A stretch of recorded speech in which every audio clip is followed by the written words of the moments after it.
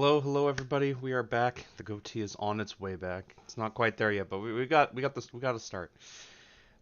It'll return. Don't worry. Soon enough. Soon enough.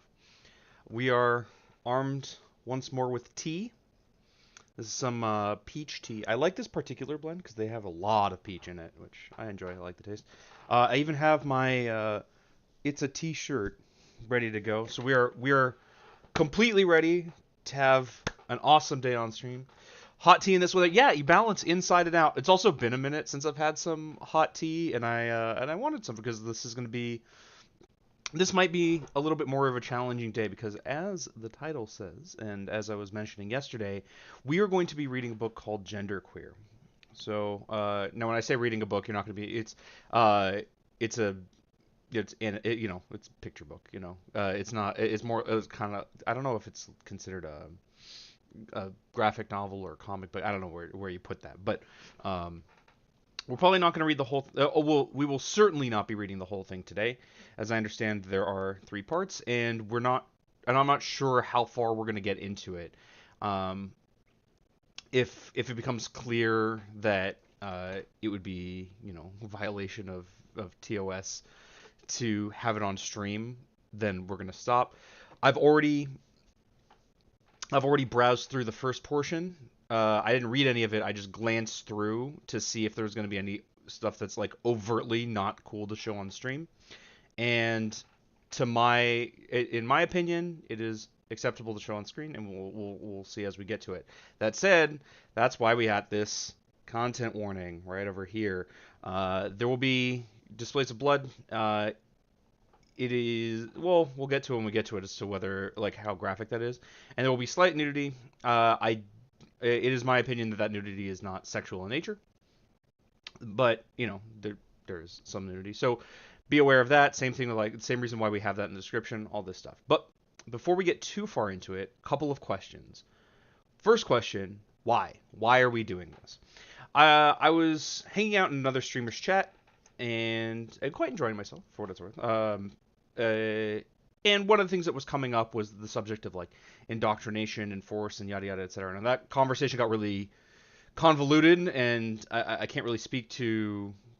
I don't really want to speak to like the totality of it, but in that conversation, one of the things that came up was this book, and this book being highly inappropriate, and it was R-rated, and it was shown to kids, and like yada yada, etc. So what I wanted to do was I wanted to appraise that claim and see, and let's not take anyone's word for it. Either that person's or the author or the I think it's like 59 school districts that have banned the book. We're gonna double check how many that have in a moment. We're gonna appraise for ourselves. And so the questions that we want that I want to have on our mind today, there are a few. One, I want to ask, is this appropriate for children? And when we ask that question, I want also to ask, what do we mean by children? Because obviously, something that might be appropriate for a 15-year-old might not be appropriate for a 6-year-old. It's pretty reasonable. I don't think that's a controversial claim. And so we want to ask, if like would this be appropriate for? Is the hysteria justified? And obviously is the just like ask broader questions about the book, ones that we might not even necessarily have fully formed in our head just yet. So I was asking myself just now, the question I interrupted was something to the effect of like, should this have been banned in schools, or is this indoctrination, or so on and so forth. Does this stand up to the claims, the fear-mongering claims that people have had about it? At the outset, I suspect not. Right? We're trying to be honest about our opinions here, and where our biases are. From what I've seen, it is a challenging book. And I mean challenging in the sense that it might make you uncomfortable, but that's okay. Art can make you uncomfortable, and in fact, oftentimes very good art does make you uncomfortable, and that's what makes it good art. Making you uncomfortable is not sufficient to be inappropriate or to be, worthy of derision or so on and so forth. It can be. It's not always legitimate. It's not a legitimizing factor, but it's not something that we should use to dismiss something from the outset, right? So that's where I'm coming into this from. As I understand, this is a memoir, of the author whose name I forget, but Maya Kobabe. I don't know if I'm pronouncing that right. Uh, I'm gonna go with Kobabe. Uh, but before we get into it, I want to talk a little bit about the information surrounding the book to get a little bit of context, because obviously this doesn't exist in a vacuum, and I know some things about it already, and I don't want that to be hidden, right? We want to be obvious. We want to be upfront and honest about where we're coming from. So I did a tiny bit of looking into it, not tons. Okay, it's a graphic memoir. All right. Uh, this book was published in 2019. Uh, on Amazon, at least. I don't know if it's stated elsewhere, but on Amazon, it is indicated that the reading age is 18 and up. The reason why I'm mentioning this is because one question that I had on my mind when I was first looking into this book was, well, even the author say that it's appropriate for children? Because if the author says it isn't, then what are people in a fuss about? No one's saying it's appropriate for kids, right? Now we're banning things without reason. Like there's lots of things that are inappropriate for kids, but nobody claims are appropriate for kids. Um, that's super like rated R movies, for example. Nobody's like, yeah. I mean, maybe some people, but like the studios releasing it are saying, well, no, this is not appropriate for children. Or I guess the ratings agencies, or however that works, are saying it's not appropriate for kids. So if kids view it, it's with the understanding that like their parents or have to be allowing this, or like the people who would people who are promoting it aren't saying that it is appropriate for them. I don't know if this is the stance of the author um, or merely that Amazon has indicated it's 18 and up. I don't really know. I wasn't able to find that. I also know there's a hell of a controversy. As I alluded to before, there are a handful. Okay, so there are a handful of sexually explicit illustrations. I have not yet seen them, but I've also only glanced through the first third, or for the first portion. So what I'm going to do is, as we go through this, I'm not ever going to review a portion on stream that I haven't browsed through to make sure are appropriate for stream, or at the very least, I make efforts to skip the inappropriate things. Um, so to be clear, I do not think there are any sexually explicit illustrations in this portion. However, slight nudity. So that's the other part of that's part of that content warning. That's why it's there. Don't want anyone to have any misunderstandings about this.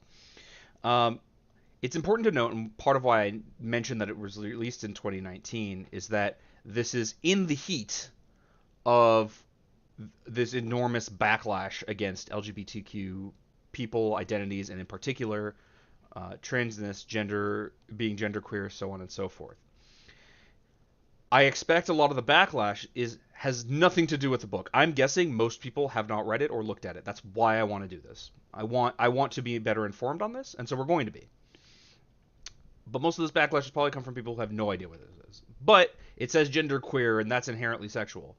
I disagree with that claim, but a lot of people treat that as such. People will treat any LGBTQ display, and when I say display, I mean like two guys holding hands, or like saying being gay is okay. They will treat that as inherently sexual, when the same thing being done by heterosexual people would not be. This is why people lost their mind over Strange World, a movie in which the closest I don't even I think the only time the main character and the love interest physically touch is like a shoulder bump. I don't think they physically touch, but it's called like sexual and whatever else. Meanwhile, you can have like the central plot of Little Mermaid be that this teenager needs to kiss this guy that she's in love with, and that's not considered sexual, right? It's about context and what people. Obviously, this is all just a dishonest attempt to frame things in specific ways. Now, this book has been banned in Okay, there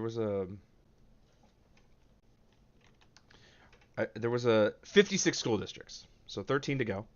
Uh, I couldn't help myself. Oh, hey, Glee. Yeah, I'm guessing most people haven't read it, but that said, like, I'm guessing a lot of people who haven't read it also don't make comments about it. The problem is, I expect a lot of people who do have strong stances on it also haven't read it and don't really know what's in it other than like at most what they've heard from other people. So it has been banned in 56 school districts. We're going to ask ourselves also whether this is appropriate. But I want to remind you that this book isn't part of a curriculum. Students aren't being handed this book and told they must read it. It exists, if it exists at all, it exists in the school library. Now, maybe you can argue, and I think I would, that school libraries should probably have restrictions on who's allowed to access what books. There are some books, irrespective of what you think about, like obviously, like we said before, something that's appropriate for a high schooler is not appropriate necessarily for an elementary school kid. And so you would think that like school libraries should have some sort of mechanism by which they kind of monitor that and they go, okay, like I know you want to check out, say, Gone with the Wind, but that's not appropriate for a 9-year-old. And there is definitely aspects of Gone with the Wind that are not appropriate, including but not limited to that you need a more mature understanding of the ideology present to understand that this isn't a neutral telling of the story. This is a highly biased way of looking at things, where the author is pretty clearly in support of the South. I assume, as Galit is asking now, do they have these policies? I assume these policies exist. I don't really know, in part because every school I've gone to has been pretty age divided, right? Like I went to an elementary school where the oldest person there was like 11, and then a middle school where the oldest person was like 14, and then a high school where you're all in the same age range. The difference between ages isn't that severe, and what is going to be more appropriate for a 10-year-old as opposed to what's appropriate for a 6-year-old, where you're going to have like the biggest gap, is probably not a difference that's going to be like that important, and probably like not going to come up that much. Like 6-year-olds aren't going to the school library to find something that's appropriate for 11-year-olds, and like it's like really not, and it's just not a thing that comes up that much. I assume this is mostly an issue in schools where it is less age divided. So yeah, I agree, Galit. I think it would make sense. I just don't. I can't know for sure, but it's the kind of thing like there's no way I'm the first person who thought of it, right? Like there's no chance. Someone is already like, yeah, we should probably have something in place for this.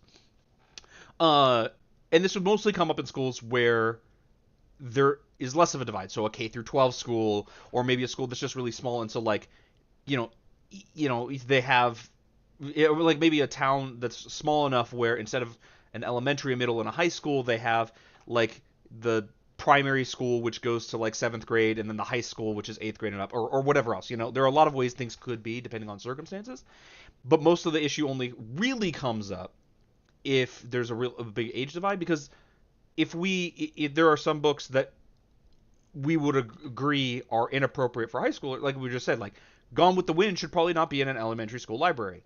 I don't think it is, but it also doesn't require a ban for that to be the case, right?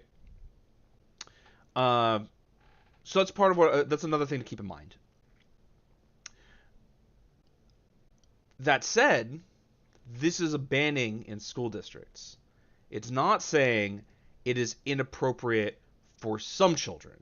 It's saying it's inappropriate for all children. If you are in school, it is too mature, too adult, inappropriate for you. One of the things that's already come up in this discussion that I've come across, again, I'm trying to be honest about like where my starting point is, so you're on the same page as me, is contrast this with the Bible. The Bible is banned, I think, in no schools. I would assume not. Even from Pure Flix, the Bible is yeah, they're free to read them, whatever. It's not banned whatsoever. Right? As we've noted, the Bible is not banned in public schools. Okay?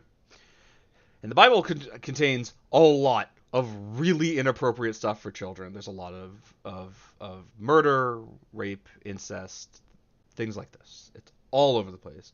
Ezekiel 23:20. Oh, I'm not familiar. I'm curious now. All right, I'll look it up. All right, you got me.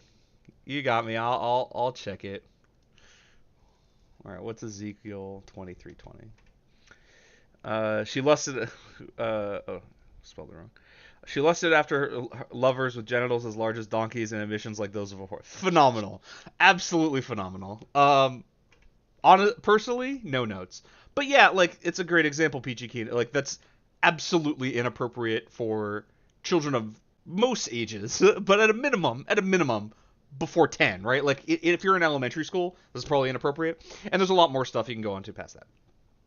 There's also like differing opinions on what's appropriate for children. Obviously, some people think just any depiction of homosexuality is inappropriate for children. Obviously, that's not where we are. And if someone wants to make that argument, they have to make it. I'm sorry, your puritanical views aren't going to fly here. It's not inherently inappropriate. The things we consider inappropriate are generally going to be things like sexual content, asterisk, because obviously some sexual content is not inappropriate for children.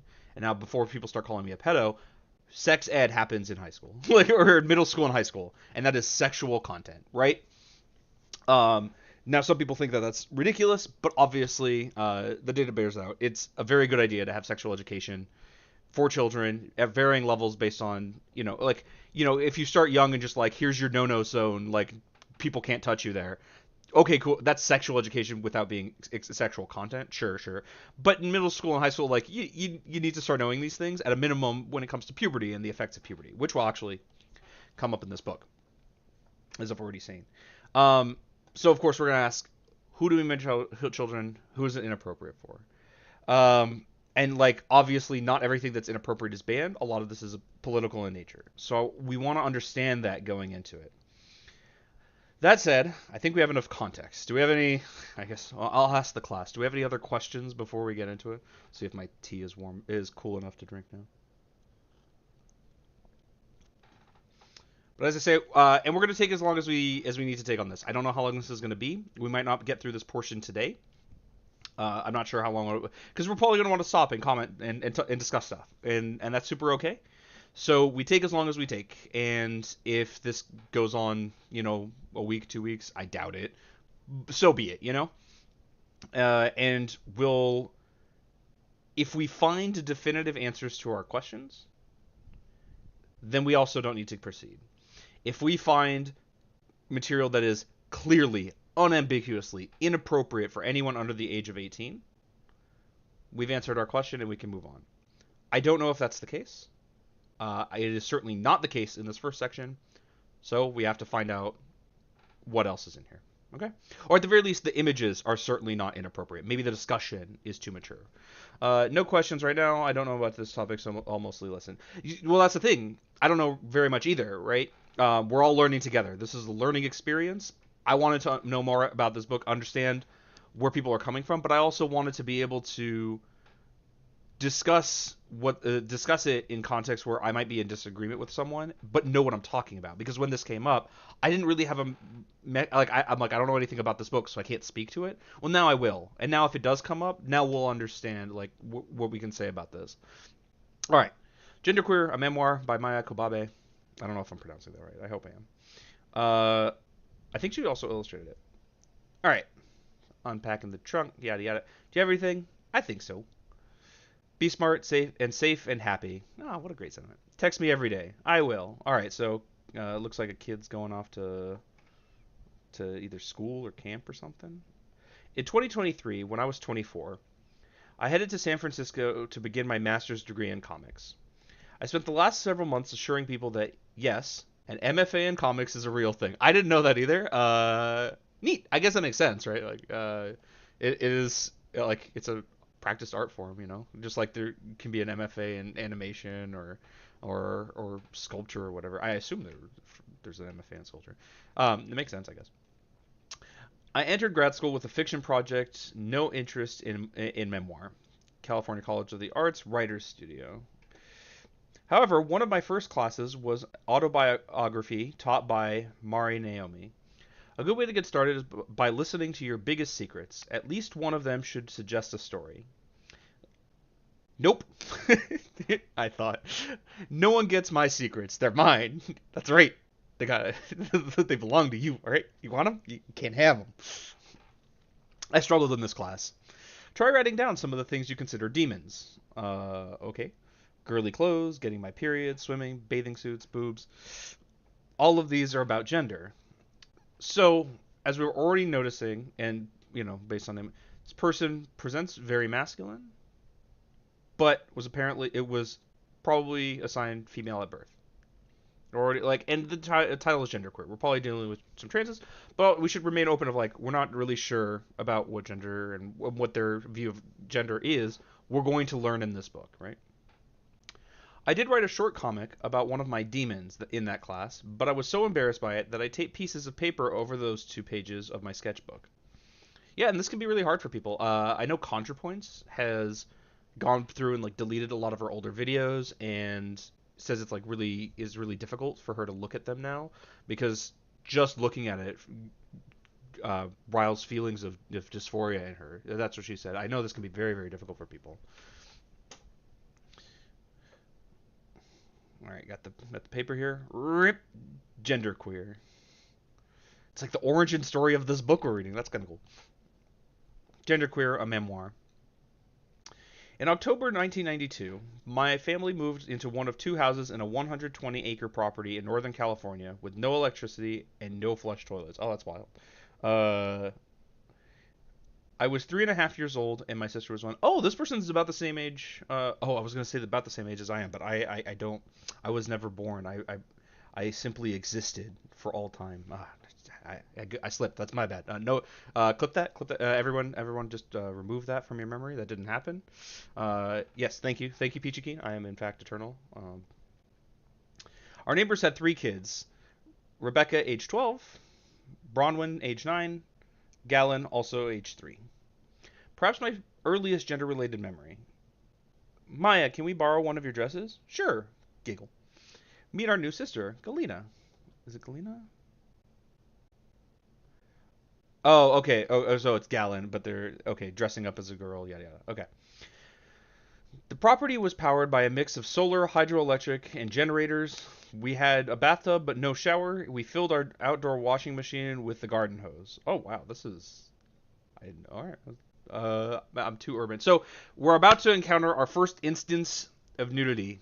All right. We're gonna praise it honestly. All right. There were 2 outhouses, home to many spiders. Gallon and I often just peed in the yard. So here's our first instance. Now, you might first be going, oh, but this is like a depiction of children in the nude in some way. You can see butts in a huge number of comics and animation. It's like Ren and Stimpy is full with it. Maybe that's a bad example because it's Ren and Stimpy, but butts aren't inherently inappropriate, right? This is the first instance. We asked the question, is this inappropriate? I don't think so necessarily. Literally every cartoon we had growing up had butts. Yes, exactly. Now, this is a different context. It's showing urination. Maybe that would make it a little less appropriate for younger kids. Okay, we're starting to get a hint that way, but I don't think this is inappropriate yet. But this was the first thing I noticed while glancing through, and my immediate stop was, oh, maybe this isn't appropriate. And then I thought about it for half a second and went, no, we see butts all the time. The only difference is this isn't comedic. But so what? Do they have to be? People have butts. I don't know what to tell you. And it's not necessarily sexual. It's definitely not sexual in appearance here unless you have a particular kink, which it's weird to assume. One day when I was walking with Gallon's mom, look, her name is Alexandra. They found me, age 4. They found a snake. Do you want to hold it? And she's like, play with the snake. I can't jive with this. That's a nope rope. It's a danger noodle. Nope.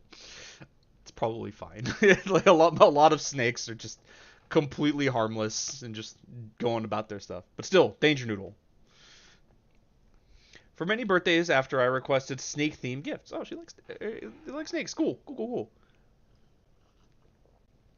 People are often into stuff like that. I have a cousin. I don't know if she still is, but I remember she obsessed with frogs. Just her whole room completely full of frog stuff. And now, when I say cousin, she's significantly older than me, uh, or at least it felt like it then. So like I was seeing her like adult room full of frogs, and it's like, okay, cool, you like a thing, neat, enjoy.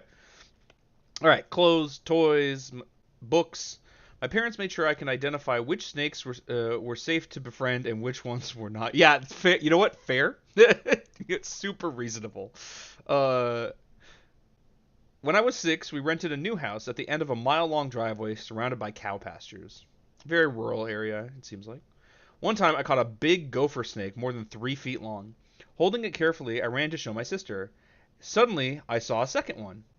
Alas, having only 2 hands to catch snakes. Uh, alas, having only 2 hands to catch snakes. Ah, can't get them both. All right. Can you not? Can you not like one snake in each hand? It's probably too much to wrangle because they're probably like wiggling and stuff. Neither Galen nor I attended a preschool or kindergarten. The first day of first grade was our first time mixing with other kids our age. Can we come up and play? You can come up, but not Maya. Why not Maya? Because she is a girl, and girls have cooties. I've seen a lot of pretty serious scientific evidence that, in fact, girls do have cooties, but it's so pervasive that boys also have cooties. So it is appropriate to like stay away from girls if you're worried about cooties, but you should also stay away from boys. You should just stay away from people. People have cooties. They're bad. Don't they seem not to really understand, but I guess Galen is going. What is a cootie? An excellent question. I believe it is a particular virological strain unique to the human species. I think it is known as the Cootie V2 virus, but I'm not exactly sure. I'm not an expert on cootiology. There were so many things I didn't know. My classmates knew how to paint with watercolors on wet paper. I don't know how to knit. I don't know how. A select few could even read. I don't know how. Oh, that's interesting. That's I would expect a kid would be able to read at that point. My teachers were very patient. At my Waldorf elementary school. Hey, that was mine. What even are you, a boy or a girl? Later, I'm glad he couldn't tell. So it seems like generally has been Maya's generally been more comfortable outwardly expressing not feminine, but maybe not masculine. At the very least, like doesn't seem to jive very much with a feminine presentation or behavior. Super cool. And as we have mentioned already on the channel, a totally legitimate way to be. You do you, as it were. It wasn't unusual for boys to have long hair. In my class of 18 students, 4 boys had hair that brushed their shoulders. Ugh. Imagine being a boy with long hair. Could you imagine being like that? Who would do such a thing? I remember a field trip I took with my class in 3rd grade. We were visiting a farm next to a river. It was a hot afternoon, and our teacher said we could take off our shoes and socks to wade. My dad was one of the trip chaperones, and he took off his shirt to sit in the sun. I took my shirt off too and walked in the shallows just wearing my shorts. One of the things I'm noticing is that Maya's upbringing seems to have been pretty gender neutral. Not a whole lot of enforcement of like this is what boys are like, this is what girls are like, this is what you should do until socialization in a classroom setting. But that she sees, I shouldn't say her. Sorry, I don't know what her, I don't know what their pronouns are, and I keep like defaulting to her. And apologies. Um, they see their dad take their shirt off and was like, oh yeah, that makes sense. It's hot. I should do the same, and sees no issue with it. It seems like this is like as close as you get to a gender neutral like raising of a child as we really get in this country. And it's kind of interesting that this is what we see come about from that. I also remember using words like penis and vagina nonchalantly as a toddler and in elementary school. Same with classmates and friends. I was around families where the stigma wasn't there. Yeah, it's very, very cultural.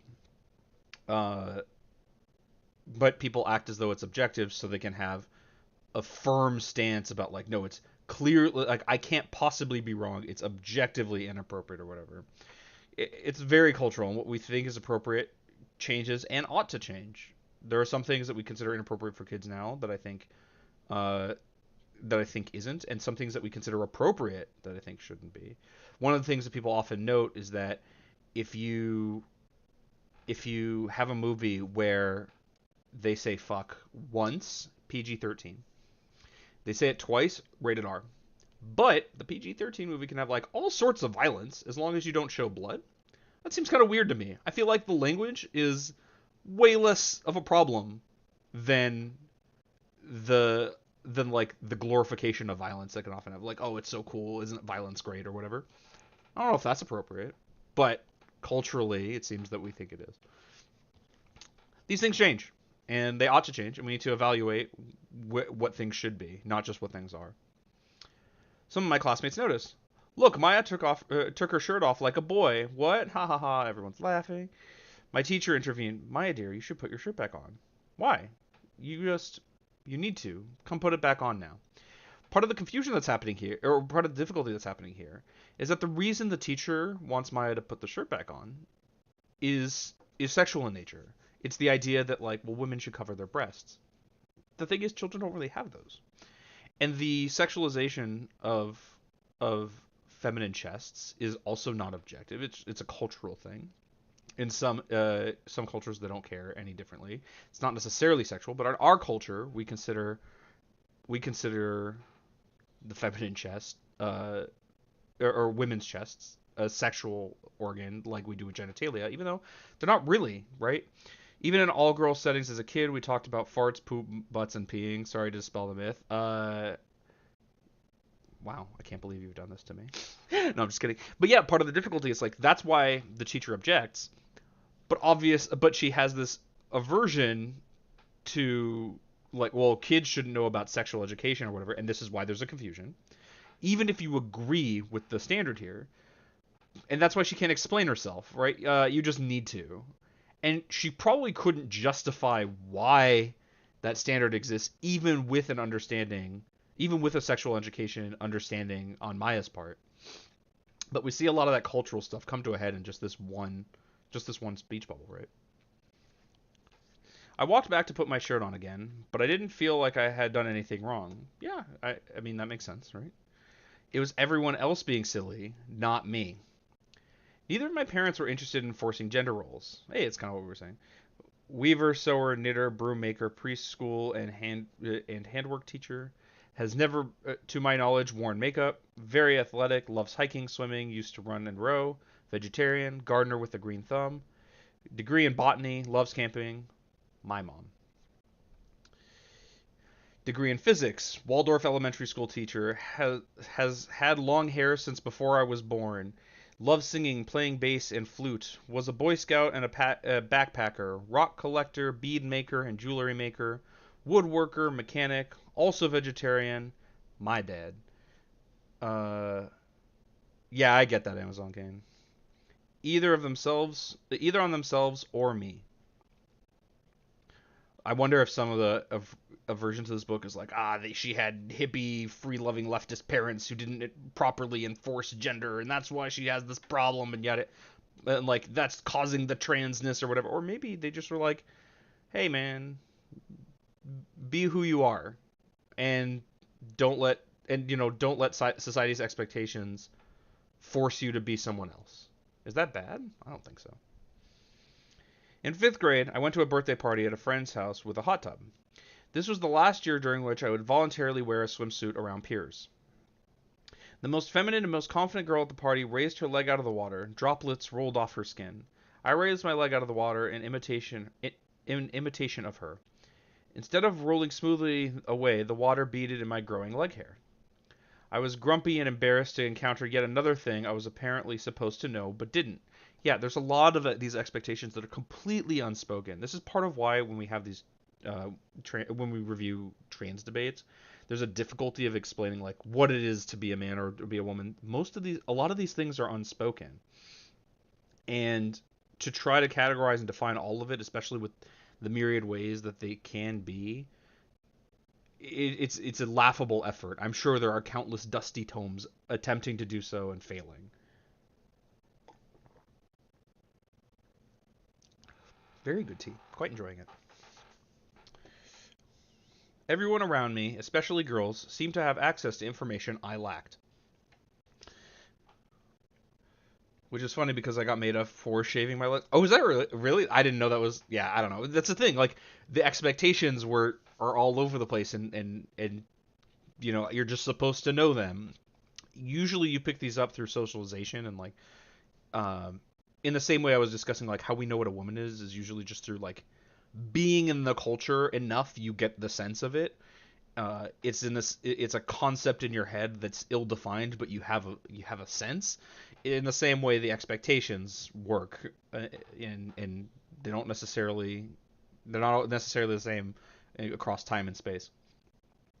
This was both emotionally and literally true. At 11 years old, I had not yet learned to read. Try sounding it out. The cat in the hat. I'm not going to go through the whole thing. I started after school tutoring, but my progress was frustratingly slow. I had two consolations. I was good at drawing, clearly. If a snake was spotted anywhere in the school grounds, people would yell my name. That's pretty cool. Yup, it was really weird. Middle school is like the internet. Is like the internet in that people will make fun of you for the most asinine reason. I mean, yeah, I think that's what middle school is for, right? Um, that's pretty cool, right? Like anytime there's a snake, people will let you know, and you love snakes. That's kind of awesome, right? Could you imagine like you have a thing you really like, and anytime it's around, people will let you know so you can enjoy it. That's pretty cool, like socially speaking. Finally, in the summer between 5th and 6th grade, I had a breakthrough. Harry Potter mania hit my class in 1999. My mom was reading the second book out loud to me and my sister, one chapter a night, and that was simply not fast enough. I actually had a similar experience. I was young enough when these books came out where the first Harry Potter book I didn't actually read. It was read to my class by my teacher. My teacher, who teaches people of all ages, including infinite age like myself. Uh, and and like I eventually read the whole series, but I never went back and read that first book myself. In a way, I never actually read it. It was read to me, and I've read the rest of the series, but I didn't read that one, which is kind of funny. One night, I snuck the book and a flashlight into my bed. I vowed not to sleep until I figured out what happened next. That's pretty cool, and it's so cool to see like the motivation. Sometimes these difficulties uh, I guess I'll rephrase how I want to approach this. There's a lot of discussion about like what people are good at and what people are bad at. Like you might look at her before again, I keep saying her. You might look at them before this point and be like, they're bad at reading, probably just inept or whatever. Like they're naturally not as good. This concept of talent, but they were motivated. Once they were motivated, now like they're super interested, trying really hard, they're going to make it work. And this is the same with a lot of stuff. The reason why I'm bad at drawing is probably because I'm not that motivated, not that interested in it, and I don't devote myself to getting better at it. If I did, maybe I could be. But I am good at things like argument, debate, magic, because I am interested and I put a lot of time and effort into it. And I think that's often the difference. And so one of the things that I think could be done better in schools is motivating and encouraging, not just in general, but giving reason. Like this is why you should want to try and get better at these things. Not to like enforce it, but like in a more authentic way of like finding what kids are into and being like, well, you like, for example, Harry Potter. If you want to know more, maybe you can like try to read better and like and push yourself to like read more so you can know what's going on.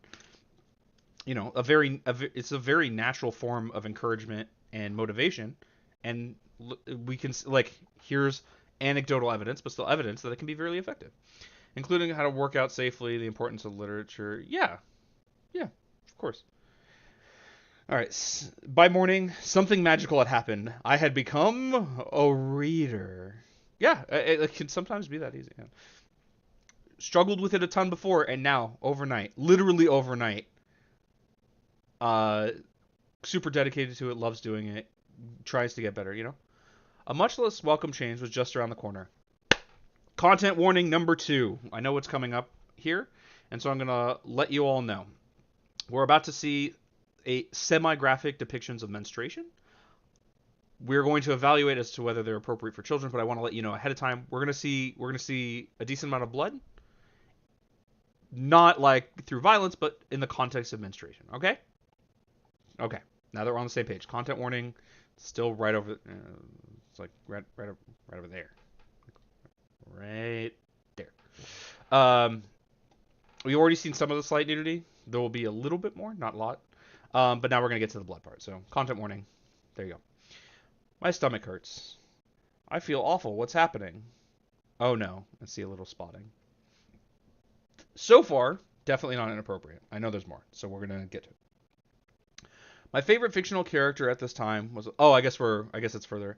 Oh no. Oh, Amazon Can's gonna have some opinions about this. All right, my favorite fictional character at this time was Alana, the lioness with two N's. A short, stubborn girl who disguised herself as a boy to train as a knight. I listened to the audiobook by Tamora Pierce and read by Trini Alvarado over and over throughout my childhood. Uh, no, it wasn't so bad, Peachy Keen. There's more later. Don't worry. Yeah, like that's the. I didn't remember exactly where it was. I think it's like a little bit for a few pages down, but uh, I didn't remember where exactly it started. I just know we're gonna get to it, and it will be at the very least worse later. So I just want to let everyone, give everyone a heads up. Alana's first question on starting her period was, "How long do I have to put up with this? I didn't ask to be born a girl. It's not fair." Um, I knew you were gonna have opinions about this. Because of the Alana books, I knew periods involve bleeding every month, were related to the ability to become pregnant, and were a totally normal and natural thing to happen to teen girls. So something I want to note is that Maya understood the concept of periods from this fictional book, not from education. Could you imagine how mortifying it must be for this to just happen to you and you have no idea what's going on? Like, you have to assume that, like, oh god, this is a terrible medical emergency. This is the importance of sexual education and the reason why people need to be exposed to it before it happens to them. That's how Carrie started. I haven't seen or read it. We don't know how old Maya was at this point. But like, this is why it's important that kids know at the very least, like, this is what's coming, so you don't freak out. Like, that must be horrific, like traumatizing even, to not know and just like, oh, there it goes. She thought she was dying. Yeah, I get that. If you just start bleeding uncontrollably from your genitals, you'd be like, uh-oh, this seems like a real problem. Yeah, it seems extremely traumatizing. This is why people need to know about this stuff. And I mention this because, remember, we're asking, is this appropriate for children? And so when we see this blood, we're talking about blood and menstruation, you might go, oh, that's not appropriate for kids. Well, not for a 6-year-old maybe, but it is really appropriate for kids prior to puberty to know what's about to happen to them. So in fact, it would even imply that it should be more appropriate for kids, prepubescent kids, than it would be for postpubescent kids. I don't think that's fully the case, but I at least understand where I'm coming from. Carrie, she's from a religious extremist family, never taught about periods, she freaked out. Yeah, I get that. That makes a lot of sense to me, actually. Yeah, like, if you didn't know, this would be absolutely horrifying. But when you do, you're just like, okay, I get what's happening. It's my first time with it. Maybe it's scary. I don't know exactly what the feelings are that people have with it. I'm sure a wide range of them. But at the very least, you understand it, right? And understanding it makes it a lot more manageable. But I never thought it would happen to me, which is kind of interesting. I'm curious why. I'm not gonna speculate because I don't think I could. I actually remember talking about periods with a friend at the beach when we were 10 before both of us started. Mom yelled at us because she didn't want her 6-year-old overhearing. Well, then, like, take your 6-year-old to a different place. Yeah, I don't know what to tell you. Like, people need to know. Like, it's a part of living. It's a part of, like, mammals do this. It's not just humans either. It's a very natural thing. And it's the kind of thing that it's massively important that people understand before it happens to them. My friend and I were talking about the different meanings of words, including period. Like, okay, sure, whatever. People get all about stuff. I tried to hide it as long as possible. I lined my underwear with toilet paper, kept quiet about the cramps, and hid my stained shorts in my bed. This lasted for 3 days. It's interesting, this like feeling of like shame. Maybe it's shame. It might not be. Like this feeling of wanting to hide it is very interesting to me. It's the kind of thing like I wonder what was going on. I want to better understand their emotional state, you know? Mom, what's up, sweet pea? Why are you showing me this? Oh, did this just start?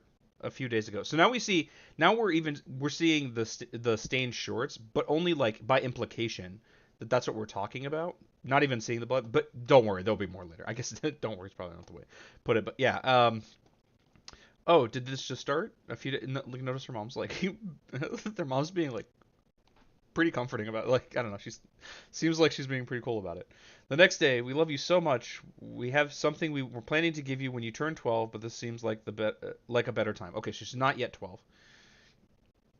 What did you get? I still have it in the original box. I've never worn it. So oh, that's cute. I couldn't see this new development as a reason to celebrate. Yeah, I can kind of get that. Yeah, it's one of those things like I feel a little bit lucky that it's a thing I don't have to deal with. It seems like it is at the very least a hassle. Hiding my period became okay. So we're gonna get more imagery coming up. Hiding my period became extremely important to me. For 2 entire school years, I successfully avoided ever using a school bathroom. I'd often wear the same pad for so long that the dry blood turned to dark crumbles. Okay, that's gross. Uh, Resembling coffee grounds. To this day, a huge number of my nightmares involve menstrual blood. Okay, so these didn't even happen. These are just her nightmares. This was the imagery that I remember seeing is like brace yourselves. So like this is where we're seeing it, and it's not as bad as I remember it. I'll feel the familiar sensation of hot blood gushing out from my body. When I make it to the bathroom, I'll find my legs smeared in blood from waist to knees. This is what I mean about like it can be like imagine it's this bad when they knew about it. Imagine not knowing about it. Of course, I never have a pad or clean clothes. Often I'm in a bathroom with no stall doors, or the only available toilet is overflowing with a soup of blood and shit. Some family celebrated girls' first period. Yeah, I know. Well, definitely, it used to be a lot more common thing because it meant you can get married now. It's pretty gross, but yeah, I know that's a thing. It's probably better to be like to look at it in a positive way to surround the event in positivity rather than like this just sucks and like and but I don't know. It's one of those like it's experience I don't really have access to, and I don't know if it's better to celebrate it or to just be like, okay, it's normal, let's just move on. I don't really know. Um, all right, so we see another imagery like see some a little more imagery of like well a soup of blood and shit. Clearly, the language is not appropriate for very young children. So I'm looking at like right now, maybe this would be appropriate for like teenagers or above, but like it wouldn't be inappropriate for. So far, I don't see anything inappropriate for teenagers, right? Teenagers deal with menstruation. The word shit is a little bit like, oh god, it's a curse word, but like kids use it, like teenagers use it all the time. They're used much worse, constantly. And maybe you like want to pretend like we can protect kids' innocence or whatever, but like the movies they watch also have it, you know. For me, it was nice to be like, this is normal, moving on, which is what my family did. I don't know. I remember a teen magazine reader story. I don't know. I guess it depends on person to person. I don't really know. But I think this is as bad as the imagery gets in this portion. So we have like the bloodstained legs, and we got the like soup of blood and shit. Probably inappropriate for young children. I was mentioning before that knowing about menstruation is a thing kids should know before it happens to them. But I think here, this you should probably be like probably prepubescent is too young for what we're talking about here. This is pretty traumatic. The language is more coarse. I'm looking at like at youngest we're talking about like 13, 14, 15 for being appropriate, but it is definitely not inappropriate for high school kids. You know. As for imagery, I remember a teen magazine reader story where a reader had a nightmare where her first period flooded the school. There were illustrations. It was fine. Yeah. And you said that was in a teen magazine? That's interesting because that's explicitly for teenagers, and it was deemed appropriate there. You know. Yeah, I don't think this is inappropriate. And I happen to know because, as I said, I glanced through this ahead of time. This is as bad as this section gets. There's one other thing that we're gonna talk about as far as what is depicted, but this is the worst the imagery gets. Or I'll find a room full of clean toilets, but with no privacy barriers between them at all. Oh, I've seen those. Like, that sounds horrifying. Even if you're not, even if the period is not is not the issue at hand. You just have to use the restroom. I think we've all seen those pictures on the internet of like, all right, here's the bathroom where they're like the two toilets facing each other. It's so weird. But yeah, like okay, a lot of trauma surrounding this for Maya. Can't remember which teen magazine, but I read M, Twist, and J14. I haven't heard of literally any of those. But I also didn't do very much with magazines. Or the most mundane, I'm in line for the toilet, but it's too slow. Blood seeps through my pants. By the time I reach the stall, it will be visible to everyone in the building. So I actually, glancing through this, I didn't know the context of this. I thought this was like things that happened to the author. But it seems like no, this is just like nightmares they had about it, which softens it. I think obviously you understand that nightmares can be horrifying, but that it's less traumatic by knowing it's not real in a way. But also, it's really not that bad, right? It's amazing I never developed a urinary tract infection. Yeah, I mean, I'm glad you didn't. In seventh grade, my mom brought me my first bra. I liked that it flattened my tiny boobs into non-existence, but I hated that I needed it at all. So, like, notice these feelings are existing in a context where the concept of being transgender hasn't been presented to Maya, but the feelings exist nevertheless. People pretend, often on the right, because they can't operate without doing so, that being trans is this thing that only really happens because people tell you, and like it's indoctrination into being it, and like it only happens because other people tell kids that they can do this. But no, like we see here, there's a pretty significant discomfort with their well, they're both their sex and their gender. It's not being imposed from the outside. It's coming from within, and this discomfort is like really serious. And that people want to enforce that they live with that is pretty cruel. Like I want to highlight the cruelty because we often talk about like the political rights or the philosophical justifications, but like the cruelty is really important.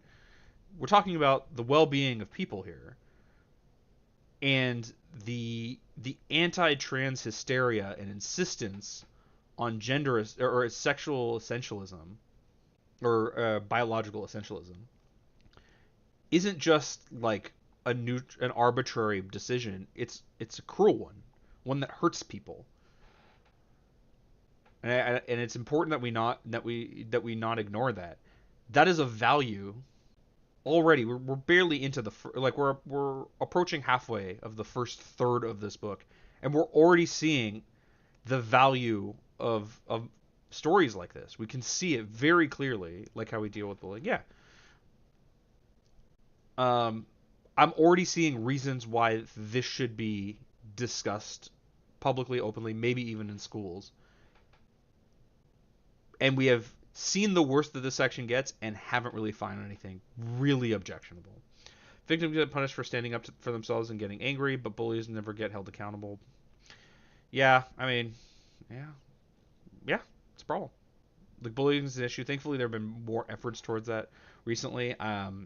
I haven't been in school for quite a while, so I don't know how it is now with bullying. But as I understand it, like there are more significant anti-bullying campaigns and efforts being made now. But this isn't even like a bullying thing, right? This is a an incongruence between the perceived self and both how their body is insisting they are and how society is insisting they are based on their body. The worst is when people tell you that you chose to be hurt and upset. Yeah, I mean that's pretty bad. I started daydreaming about getting breast cancer, thinking it would give me the perfect excuse to have my breasts removed. Or okay, boom, immediately. the feeling of wanting their breasts removed without knowing that this is a thing that people do without having breast cancer. Like wishing for cancer so that you would have an excuse to have a mastectomy. This is what we're talking about. Like this is like this doesn't like come from this doesn't come from like gender activists or whatever. This is how people experience themselves in their lives, and it's really hard for them. And but the thing is, we have we have solutions to this, right? Social transition goes a long way. Medical transition can go a long way. It's not appropriate for everybody.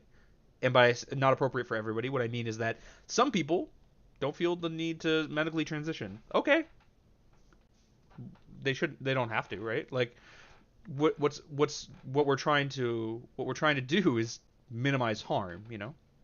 For some people, medical transition is appropriate, for some it's not, and it's up to them and their doctors and their loved ones to figure out what's best for them, right? Not not for society to simply be like, well, we hate you for who you are, so fuck you, live with this, and I don't care how much it hurts you. Which is generally the anti-trans position. Whether they say it out loud or not, whether they pretend like it is or not, they don't actually believe that. The result of all this, like, no, they're not actually their gender and they're just delusional and yada. The result is an enormous amount of harm. Since then, there have been several cases of cancer in my family, so I know how terrible that sounds. I'd like to say that I never think about that anymore, but that would not be true. The boys around me, like, yeah, the boys around me seemed as yet unravaged by puberty. I wished I was one of them. Yeah, as I understand it, uh, puberty in females happens younger than puberty in men and males. When my mom was 13, her mom told her, "Your leg hair is so light. If you never start shaving it, you'll never have to." Okay, so she never did. Sure. When I was 13, one of my aunts told me, "As soon as you start shaving, the hair grows back much darker and thicker," yet she didn't shave. The message seemed to be that not shaving was better, but my leg hair is not blonde like my mom's. I mean, what's better is what you feel more comfortable with. But obviously, that's not the messaging that exists. Why are girls supposed to shave their legs, but boys don't have to? If it helps, the more like there's movement away from that. A lot of boys do feel that it's better to be hairless and will shave their chest, their arms, so on and so forth, particularly like femboys or whatever. But honestly, it shouldn't be an expectation. Just be like, what feels right to you and what you're comfortable with, and so on and so forth. This hair is so soft. I don't want to shave it. I'll just never wear shorts out of the house so no one sees it. And so for 10 years, I never wore shorts. Swimmers shave their legs to move faster in the water. Yeah, yeah, sure, yeah, exactly. And I'm sure just not their legs. I know also like they put their hair in the swim caps, but too much hair can get this. So like shorter hair is better. Probably they shave their chest hair or whatever. I've never seen any hair on Michael Phelps other than on his head. I think in his armpits maybe, but yeah, there are lots of reasons for this. But what's right for you is appropriate. Ooh, very good tea. I like this blend. I just like peach tea in general. 50 degrees NorCal ocean water, perfect for avoiding swimming. Okay, this is a pet peeve of mine. Why is it NorCal? Why isn't it NoCal? Right? Like people talk about North Hollywood as NoHo, and it's SoCal, not SoCal.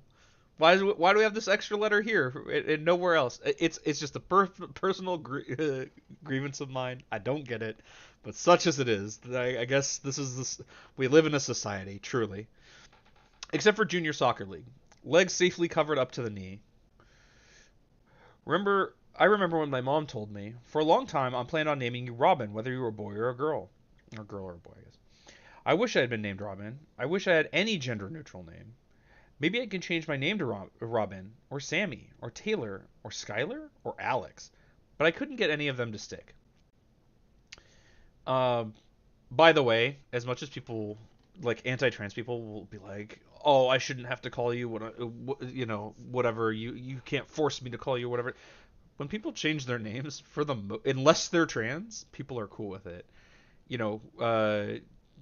like the Edge is an example I've heard heard from John Oliver. But everyone just said, "Okay, the Edge, we'll just call you the Edge now," or any number of things like Mark Twain. We call Mark Twain. His name is Samuel Clements, I believe. I guess Muhammad Ali had a lot of problems with that. People still wanted to call him Cassius Clay or whatever. But like for the most part, when people change their names, people are just like, "That's cool."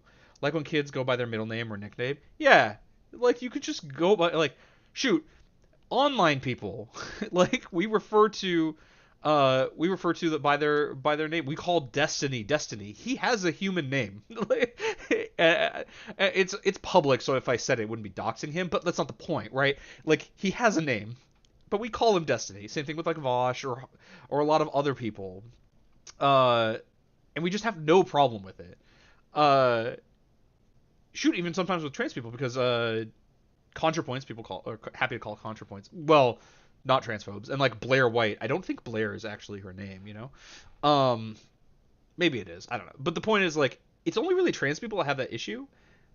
But like, why can't someone change their name? Lots of people change their name. I know someone who changed his last name just because he liked a different last name.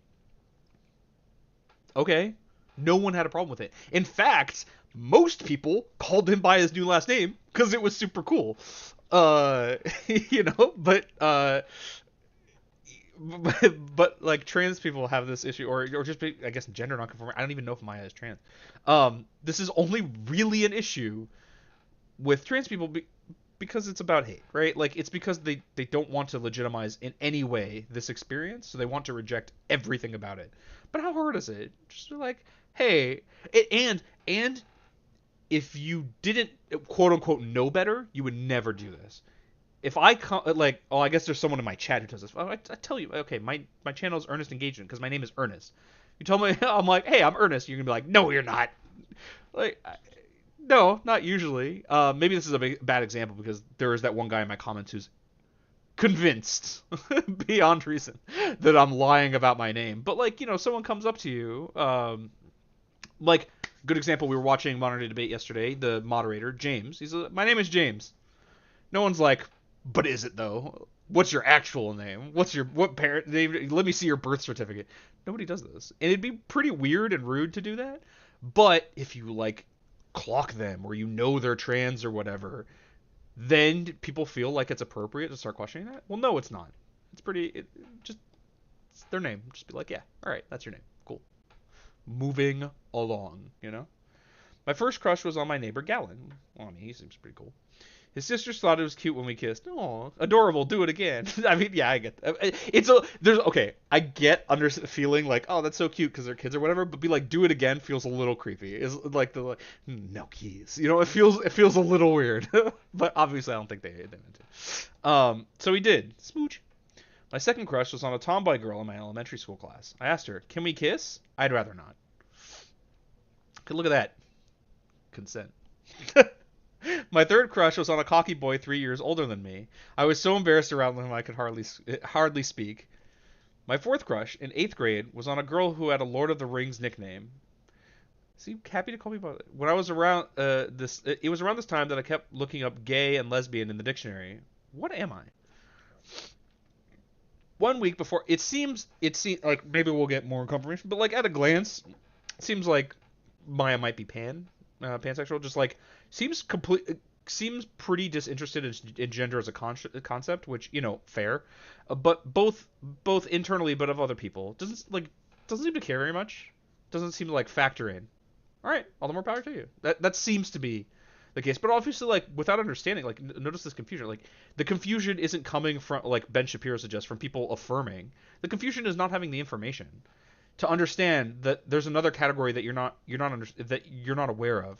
At the time, it would have been called bisexual, but I've never met a bi person. I've never met or heard of a bi person who's like, yeah, but I'm not into non-binary people. Absolutely refuse, and like can't it like at most they'll be like, I prefer bisexual to pansexual, just by the term, but like not because of a difference in meaning. They're mostly interchangeable, but not fully so, I guess. 1 week before I started high school, I told a friend about these crushes. My mom said girls get crushes on girls getting crushes on girls is pretty normal. True, very normal, and it's probably just a phase. Well, hold on. Really, I don't love that, but the first part, yeah, I'm on board. It's pretty normal. But I soon developed my worst crush yet on a girl in my new class. Butch, punk, used a boy's name. Yeah, this this this archetype very appealing to people. And in fact, my first girlfriend, that was like her type. She's also she happened to be bi, and her type was this very very butch, with very very butch women. To the point where like sometimes like I met someone she was that she had I think dated in the past or used to have a crush on or something like that, and at first I didn't know, like I couldn't tell what their gender was because obviously we go by vibes or whatever. This is not uncommon in the least. My friend did not approve of this crush. My friend? Which friend? Oh, probably friends. Did not approve of this crush and tried to sabotage it by telling me bad stuff about her. Stupid gossip, mean comments, rumors. Twice over the next year, this friend asked me, oh, okay, this is one friend. Are you still freaking out about being a lesbian? No. Clearly very frustrated. After spending 8th grade in a homeschooling program, I went back to Waldorf for high school. Required classes included ceramics, blacksmithing. You learned blacksmithing? That's so cool. I don't know. That was not even close to an option in my school, and I did not go to a small school. That's so cool. You could just learn blacksmithing. That's awesome. Um, Weaving, hat making. I didn't learn any of this stuff. There was a horticulture class. Okay, that you could have learned, and like ceramics was a class.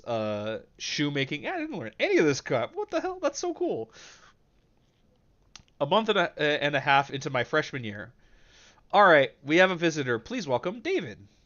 Hi, some of you know me. I'm a senior here. I'm also the only openly gay student on campus. Wow, that's pretty awesome. Pretty brave, like to be the only one who's like, you know what? Let's go. Got we stand a confident king. I want to start a queer straight alliance. Hell yeah. We are going to meet on Fridays at lunch. Please come if you are interested. Hell yeah. The table where my friends and I ate lunch every day was not more than 50 feet from the QSA meeting on Friday afternoon. Um, my friends chatted as usual, while I vibrated with nervous energy. I finally got up the courage to say, I'm going to check out the QSA meeting. I'll see you later? Oh, okay. Uh, I don't. It's unfortunate. There's a lot of nervousness here. One of the things that like maybe you could play off. It's like a shitty thing, but like we're like, well, it's queer straight alliance. I'm going for the straight half, but like you shouldn't have to do that either.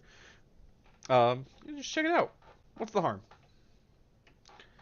I guess the conservatives be like the harm is you're indoctrinating the youth with the queers and they're gonna predate and groom your whatever. Obviously, that's all nonsense. It was the most nerve-wracking 50-foot walk of my life. I hope on the other end. I hope on the other side of that walk. I guess I hope on both sides of that walk was happiness. All right. Hope things went well. Hello. Welcome. Yay, Maya. Hey, you're here. Hey, look happy and accepting there. Isn't that great?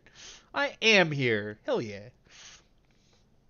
The QSA meeting was full of familiar faces. Over half of the members were girls from my own class. Come sit with us. Okay, thanks. Are they all gay? Who knows? Who cares? Later, I would learn that 3 of them came from families with lesbian moms, and they and their friends came as allies. I brought 2 articles I was thinking we could discuss for our first meeting. Massachusetts just declared that they will start allowing gay marriage beginning in May of next year.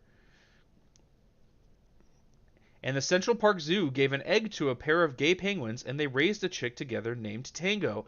So this actually is the subject of a book that has been banned in Florida for children, and it's literally the story of 2 penguins raising a baby penguin together. Aw, gay penguins. Yes, agreed. Aw, gay penguins. But yeah, this is like the subject of a book that's like banned under like DeSantis policy, if I'm not mistaken. If that's fake news, let me know. But I'm pretty sure that's correct. I think it's called "And Tango Makes Three."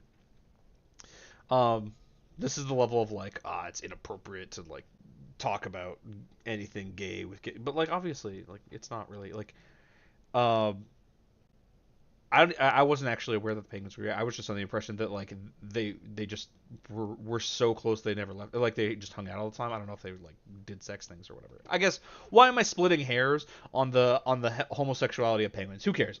All gay penguins. What's wrong with me? This is the vibe. But when Timon and Pumbaa do it, it's fine. You know what? You know what? True. True. Oh man. I left the meeting wondering why I'd been so nervous to enter it. That was so cool. Hell yeah. A friend from QSA lent me Strangers in Paradise, the Strangers in Paradise series by Terry Moore. Never heard of this. I devoured them. Yeah, because you're a reader now. Hell yeah. One day, my best friend gave me a note. Don't read any more gay romances. You get absolutely unbearable for days after. Okay, there are two ways of reading this. If this is like, hey, don't do it because like it's gross and bad, and like the same person who is accosting them for their crush on that really butch girl, that's not cool. I don't like it. If this is like a jokey thing of like, oh my god, once you read it, you just don't shut the fuck up about it, and we're gonna hear about it for a week, and I get that you're into it, but like as a like half joking thing, maybe that can be kind of okay, but you know, I'm guessing it's the former given the other person. But by the end of the year, she has started coming to QSA meetings with me. Yeah, it seems like it was the former. This group morphed into an LOTR fan club. Hell yeah. Uh, with meetings devolving into hours of discussion about which of the Lord of the Rings actors were most likely to be gay. I've heard compelling things about Viggo Mortensen. If I'm not mistaken, he like stole a first kiss from one of the other actors. I forget it was like Merry or Pippin. It was like, oh, he's like found out never kissed anyone. It was like, it's gonna be me. um, that said, I don't know if that was consensual, so like maybe that's an issue. But all right, I'm just engaged in their conversation uh, through proximity. It was Pippin. Okay. One day, the guidance counselor called me into her office. Maya, can I see you for a minute? Sure. Very sweaty from playing soccer. I'm going to bring up an issue that might be a little uncomfortable. Okay. Do you wear deodorant? No. Some people have noticed that occasionally you have very strong body odor. Wearing deodorant would be a good idea. All right. Which can be embarrassing, but uh, hopefully understood as like this is an all people thing. People sweat. That's fine. It happens. It was Pippin. He got fond of a Rohan man who turned out to be a woman. Oh, interesting. Mom, will you buy me a deodorant? Of course. What kind? The normal kind? Yeah, I mean, yeah. Like when you're a kid, you're like, I don't freaking know. That's it. By the way, a friend of mine, a male friend of mine, identifies male, cisgender man, whatever, swears by women's deodorant. He's like, it just smells so nice, and it's true. It does smell really nice. So, guys out there, you want to level up your game. Not like the like getting ladies game. I just mean like your deodorant game. Women's deodorant smells really good, and like I said, a friend of mine swears by it. Uh, Vigo's LOTR behind the scenes gayness is great. Yeah, I recommend people look it up. I know we were watching it together a little bit. Later, here goes nothing. Almost immediately, an itchy rash developed. It felt like having 50 mosquito bites in each armpit. Ooh, yeah, it might be allergic to some of the ingredients. That sucks. I kept wearing it until pieces of skin began to flake. Oh, no, don't do that. Causing a snow-like shower of drip. No! Eventually, my mom found a deodorant my skin could handle. Good, all right. I never learned who had reported my BO. It didn't occur to me to ask. Probably because I didn't blame whoever it was. It was simply another example of my constant ignorance. I feel bad that they had to feel this way. Like, not, I mean, not just about the deodorant thing. I mean, this is like a recurring thing that keeps happening, right? I just kind of, got to feel for them. I spent a lot of time in ninth grade eavesdropping on my crush. I can never talk to her. She's into all of this cool stuff I've never heard of. Uh, this is the Woodstock writing from Peanuts. Anytime Woodstock says something, it's always in this like just scratches. David Bowie is touring right now. It might even be his last tour ever. I wish I could go. Me too. Do we have any David Bowie music? The classic. You're a teenager. You're into someone. You heard they like a thing. We're going to learn everything about the thing. the teenager classic. You love it. This is a staple of teenage existence. Yeah, downstairs. Here you go. These are tapes I made when I worked at the radio station. A ton of good stuff. You'll like it. Awesome. Thank you. Tommy by The Who. This is a great album. The Doors, The Stones, Pink Floyd, Frank Zappa, The Beatles. Have you ever listened to Queen? Here's what we were looking for. David Bowie, Changes. Tape. Do kids do people even this might be inappropriate for children. All right, we might have found the thing. I don't think children know what this is. I don't know that they know what a tape cassette is. Like they might look at this and be like, "What the hell is that?" Changes. Yeah. This might be okay. We found it. This is highly inappropriate for children. You can't confront them with old technology. It's like if you had showed, someone of Maya's generation an 8-track. It's harmful to their psyche. Extremely dangerous. I don't know that we should be exposing our kids to this. All right, clunk. Holy shit. This is amazing. True. First true.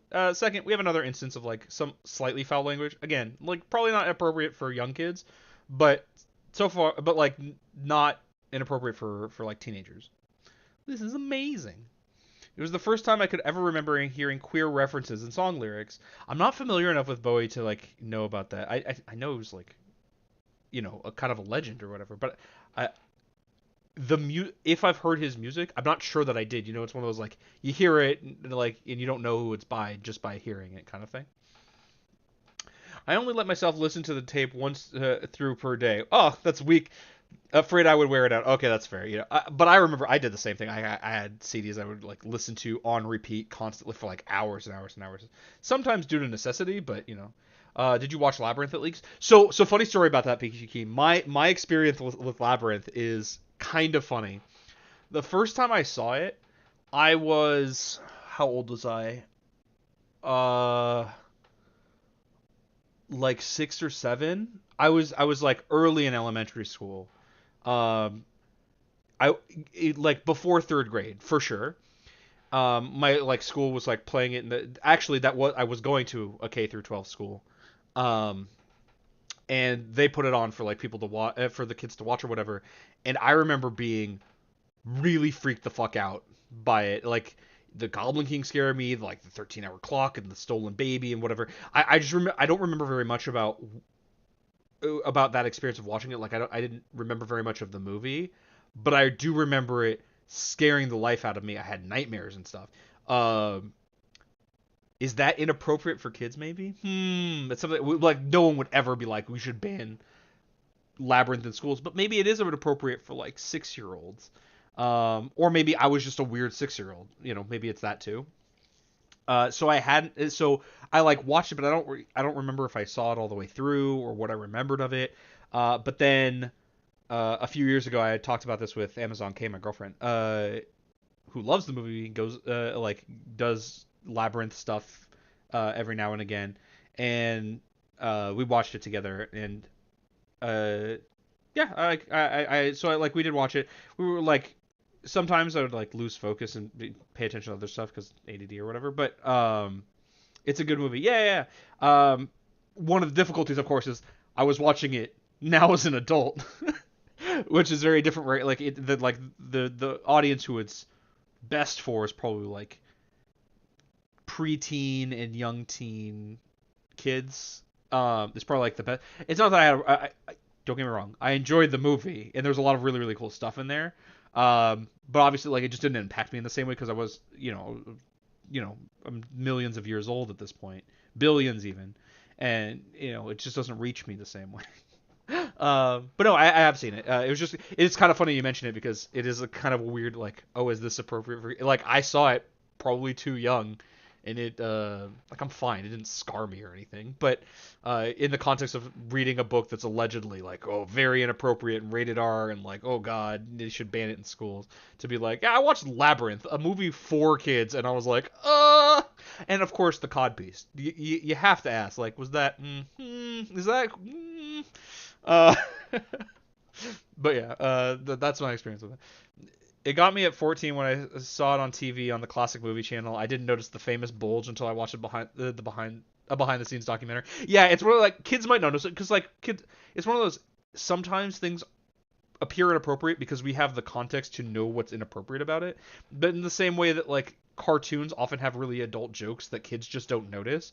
The same thing with the Bulge or whatever. Like the Rugrats has a joke where like Grandpa comes back and the dad is like, "Oh, hey, where were you?" He's like, "Oh, I was playing Russian roulette." And he goes, "Oh, did you win?" He's like, "Clearly, you don't know how that worked." That is not appropriate for kids, but kids don't get why it's not appropriate. They don't know what Russian roulette is to understand how dark that joke is. And so that's another thing you have to keep in mind was like what's appropriate for kids, what's not appropriate. Like if they don't like a kid looking at the two kids peeing and like, oh, we see their butts, a kid's not going to think that's sexual because kids don't know what the hell sexuality is. Now there are other stuff where like, okay, but maybe like kids probably shouldn't be reading it for other reasons, reading this for other reasons, but like it's not. It's sometimes we see things as being bad because we have additional context that if we didn't, it wouldn't be that bad. But it was a sexual awakening for a lot of girls. Oh yeah, that I know of. Like a lot of girls of well, I guess my generation, a little bit before, a little bit after, uh, learned a lot about their sexuality from that movie. It was a big thing for sure. Like Bowie in that movie, a lot of girls were. I'm sure guys too, but it's like a cultural phenomenon. How much it affected a lot of girls and just being like, ooh, hello. All right. Bowie's music was the first that felt like mine. Oh, definitely get. I'm sure everyone gets that, right? Like, remember being a teenager and you find the music that feels like it belongs to you. Like, all right, you know what? I'll put my cringe on the table or whatever. Hybrid Theory by Linkin Park. That's me. You know, this was like that was my experience. You know, it was like it felt like it was mine. Listen, that's the CD that I would listen to on repeat for hours and hours and I know a lot of people like that. Such a good album, and it was this exact feeling like it feels like it's yours. It's such a man, the it speaks to me. I'm relating so hard to this book. Yeah, hell yeah, Peachy Keen slaps so good. It's so good. It was to the point where like I got to loving it so much, and I'm sure a lot of people did this with that album and a lot of others. Where even the songs like you start and you're like, I don't know if I dig this. By the end, I'm like, oh, I love this song so much. I'll go out of my way just to listen to this song on that from that album, even though like from the outset you didn't really jive with it that much, but you listen to it so much, you're like, oh, it's so good. All right, my love of Bowie has long outlasted the crush that started it. Yeah, yeah, you take that. That's yours for life. That belongs to you. You know, that's something that's yours. When I was 11 or 12 years old, the first time I can remember fantasizing about having a penis. I was lying fully clothed on a hillside under an open sky. I held a folded handful of grass between my legs, safe in the knowledge that if I discovered I could release my imaginary member, it would disintegrate back into the scattered stalks. So again, this is the kind of thing I couldn't pick up just by glancing through, but like, okay, we're talking about having a penis. Probably something that you want to like. I don't think is terribly inappropriate, even for kids who are too young to have had sexual education, because I don't know if people are aware. Um, Around half of children have a penis. It's not like weird. More or less half are familiar with this experience, or at the very least, like, and the rest often know it exists. But maybe it is more appropriate for children who have had more comprehensive sex ed. I'm distinguishing a little bit because I consider telling kids like, hey, this is your no-no zone, don't let people touch it. Like I consider that a form of sexual education. But like obviously the full like this is how sex works, your reproductive organs, this is yada yada etc. That's normally like health class and middle school thing, and like maybe past that age is where this is more appropriate. Though I don't think it is disqualifying for being appropriate slightly younger. There's other stuff that makes it inappropriate for kids younger than us. For years, my standard method of masturbation was stuffing a sock into the front of my pants and manipulating the bulge. Okay, so now we have discussions of masturbation. This is only inappropriate if you have if you think like sex ed is inappropriate, which I don't. And we're gonna get the next part of like mild nudity. Are you ready for it? It's gonna be overwhelming. There's a tiny bit of crack. That's it. Like this is the remainder of the nudity for the entire thing. Uh, It was actually one of I was looking out through YouTube TOS to see if this was appropriate to show on stream, and one of the things it was saying was like, oh, you can't have like sexual content. Like, to what extent? Oh, it's supposed to be like that is intentionally like sexual or pornographic or whatever. I don't think that's what this is. So I don't think there's a problem with it. But this like I had to check. I don't think this is like for kid the and you can be like, oh, but like, is this? Oh, it's showing too. This would evolve into hip thrusting while thinking of my latest gay ship. Oh, it's gay or whatever. But like, that's not inappropriate, right? That's as bad as conservatives can be about that. I don't think like this isn't like people have backs and arms and chests and they're kissing. You know, it's implied sex. It's implied sex, but like that happens all the time. Maybe like I agree that it's inappropriate for very young kids, but we're now in the realm of saying it's appropriate for teenagers, to which this is not disqualifying for that, right? Memorably, I got off once while driving just by rubbing the front of my jeans and imagine getting a blowjob. I promise I'm a really safe driver. um, so some of this content is more mature in nature, but not so mature that teenagers can't come to terms with it. Maybe at the worst you should be like an older teenager, but like they're not like teenagers aren't like amoebas who are like so like oh I can't imagine it. Like this is not that bad. When I finally got old enough to not be embarrassed talking about this stuff with my sister, I never it never really occurred to you to put something into your vagina, not even a finger. It really didn't. So you've never tasted yourself? What? No. Ew. Wait, you have? Haha, yeah, of course. You should try. And so, vagina slime. Yeah, this is a little more. This is a little more explicit. Maybe like, yeah, we're talking like older teenager. I think, maybe, but like high school age. This is probably like challenging. Um, is this a vagina? I don't think this. Oh no, this is the couch. Okay, I was like, there's no way, right? This is the couch behind behind their sister here. Um, so I'm thinking like high school age. Have we seen anything? Do you think this would be? I'm asking you, chat. What do you think? Do you think this would be inappropriate for high school aged kids? That's where I'm landing right now. That I don't think it is. But we're comfortably in younger than that. It's probably inappropriate and should probably come with like a little bit of like making sure that the individual is mature enough to handle this. Maybe if you're 14 and just got into high school, maybe someone should be like, you know what, maybe like you should appraise whether this individual can handle what we've seen so far, because some of it can be a little rough, but like it seems okay so far. Oh. Nope, can't do it. I refuse. By no means are you required to, by the way. Other people, me. I have an extremely low sex drive compared to pretty much all of my friends. As a teen, I got bored of masturbation, so I quit for 6 months. This is not an uncommon experience, by the way. You don't have to feel weird about this. I know there's a lot of stuff where they did and it sucks, but another thing that you don't have to feel weird about, or you shouldn't have to feel weird about. The main trait I've always been attracted to is androgyny. Yeah, I got that. I got that a lot from talking about your previous crushes. Yeah, that seemed pretty clear. Which made categorizing my sexuality difficult. Did the girl with a buzz cut catch my eye because she was a girl or because she was just like a boy? Probably both. If we're being real, probably both. Was it his seemingly feminine or masculine qualities that drew me to the long-haired boy in the choir? People like you can be attracted to both. Yeah, it's like, but you know, you're still figuring yourself out. It's fair. Well, this is really cool. This is a really cool image. I just like the art here. Um, yeah, I don't know. I think it's neat. My deepest emotional relationships have always been with women. Did that mean I was a lesbian? But my sexual fantasies involved two male partners. Was I a gay boy trapped in a girl's body? These are not necessarily contradictory. Or a thing you can often point to is that straight men often fantasize about two women, right? Like it's not necessarily indicative of yourself. Like obviously, I'm not saying it isn't. You know, I'm not going to speak to Maya's experience here. I'm just saying that, yeah, like it's for some of these questions, like no, not necessarily. You know, you got to figure out what's right for you, and there's a lot of introspection required, and you know thyself. It's really hard to really know yourself very well, and takes a lot of these questions, a lot of figuring out. Commend people for doing it.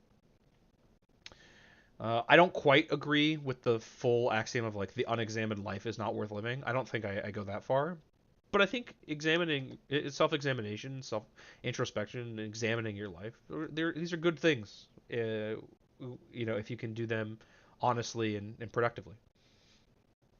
Obviously, some people like will act like they do this and then are just way too hard on themselves, or not nearly hard enough on themselves. Like they'll come away being super arrogant or super down. Like that's not necessarily productive. But like if you engage in this honestly, it's growth. That's a good thing. The knowledge of a third option slept like a seed under the soil. Oh, I didn't even notice this part of the image, but like that makes it even better. Yeah, I liked this interesting thing, and then this third seed. I like this. I honestly, um, I don't know if they have already or not, but like this would be like a really cool like like without the text kind of thing, really cool piece of art that people might like putting up. Maybe like more stylized, maybe something to fill in here, or like maybe a poem or something like that. But like um, this is I don't know. I just really like the art on this page. I think it's really cool. This seed put out many leaves, but I didn't have the language to identify the plant.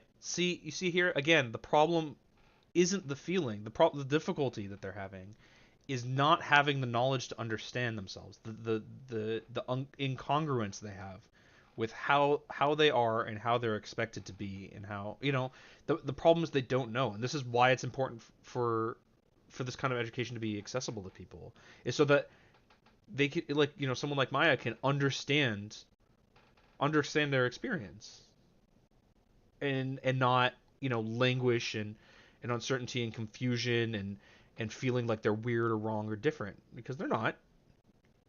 But without knowing how to without knowing how to understand themselves, they might feel like they are, and that sucks. Wish I had a gender neutral name. I feel like something is wrong with me. Exactly, like I said, like this feeling, like I knew. It's so easy to tell it's coming, right? I wish I was a boy. I hate my breasts. I never want to have sex. I never want kids. I wish I had short hair. In high school, I began to theorize that I had been born with two half souls, one female and one male. Another, like, this is such cool art. Another, like, this would make a cool poster kind of thing. Like maybe where the text is, you put like the sun in a like sun and some clouds to indicate like the daylight, the daytime sky, and then you have the night on the other side. I think this is really cool art. Like the style isn't like personally to my taste, like exactly what I want, but like the image is I think really well done, and especially with the context of what this plant is that they're holding. I think it's great. I invented and named a lost male twin who had always felt like he should be a girl. If I could just find him, we would finally both feel like whole, complete people. The word transgender entered my vocabulary in the summer before high school. Notice the word enters the vocabulary, and that understanding happens after the feelings have already existed. This isn't always the case, but like clearly the word didn't cause the feeling.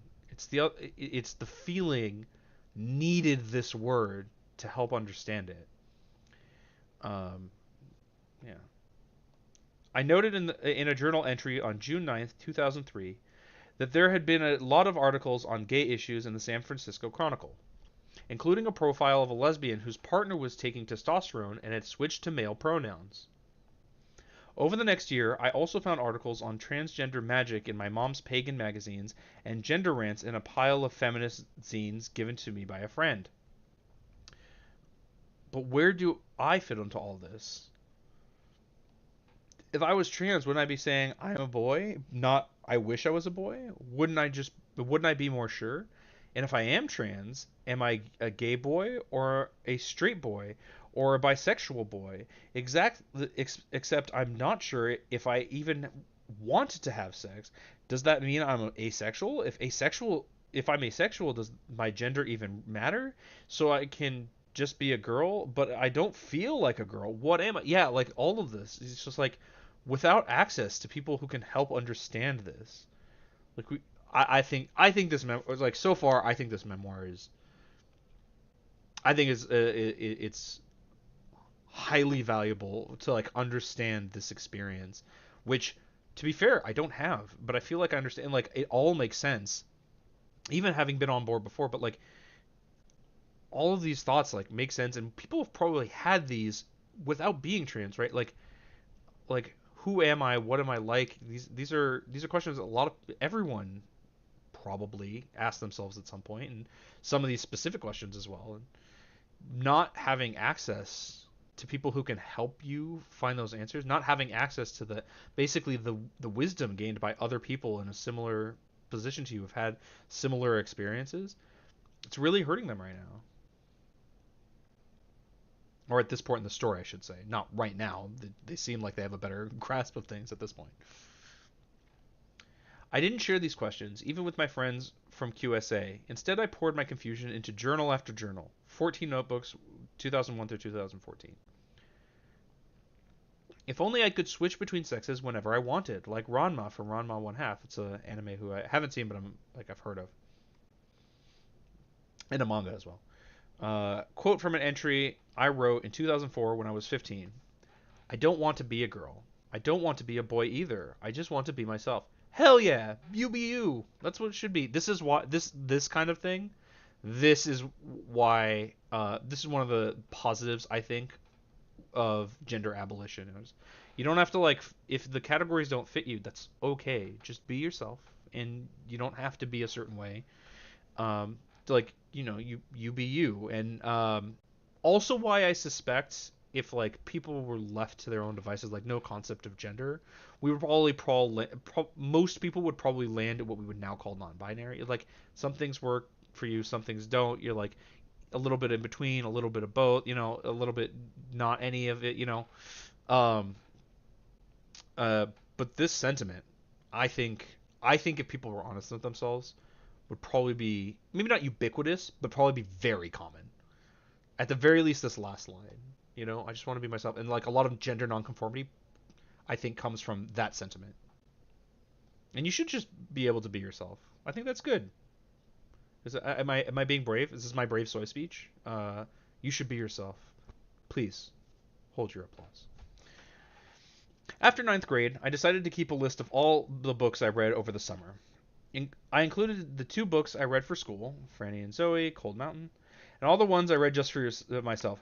Oh my, yeah, quite a reader. I used to read a lot, not quite this much. This is impressive, and some good ones.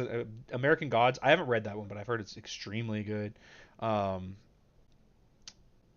is that the only one I've actually heard of? I think that's the only book of it. Return of the King, Two Towers Fellowship. Okay, I've heard of those obviously.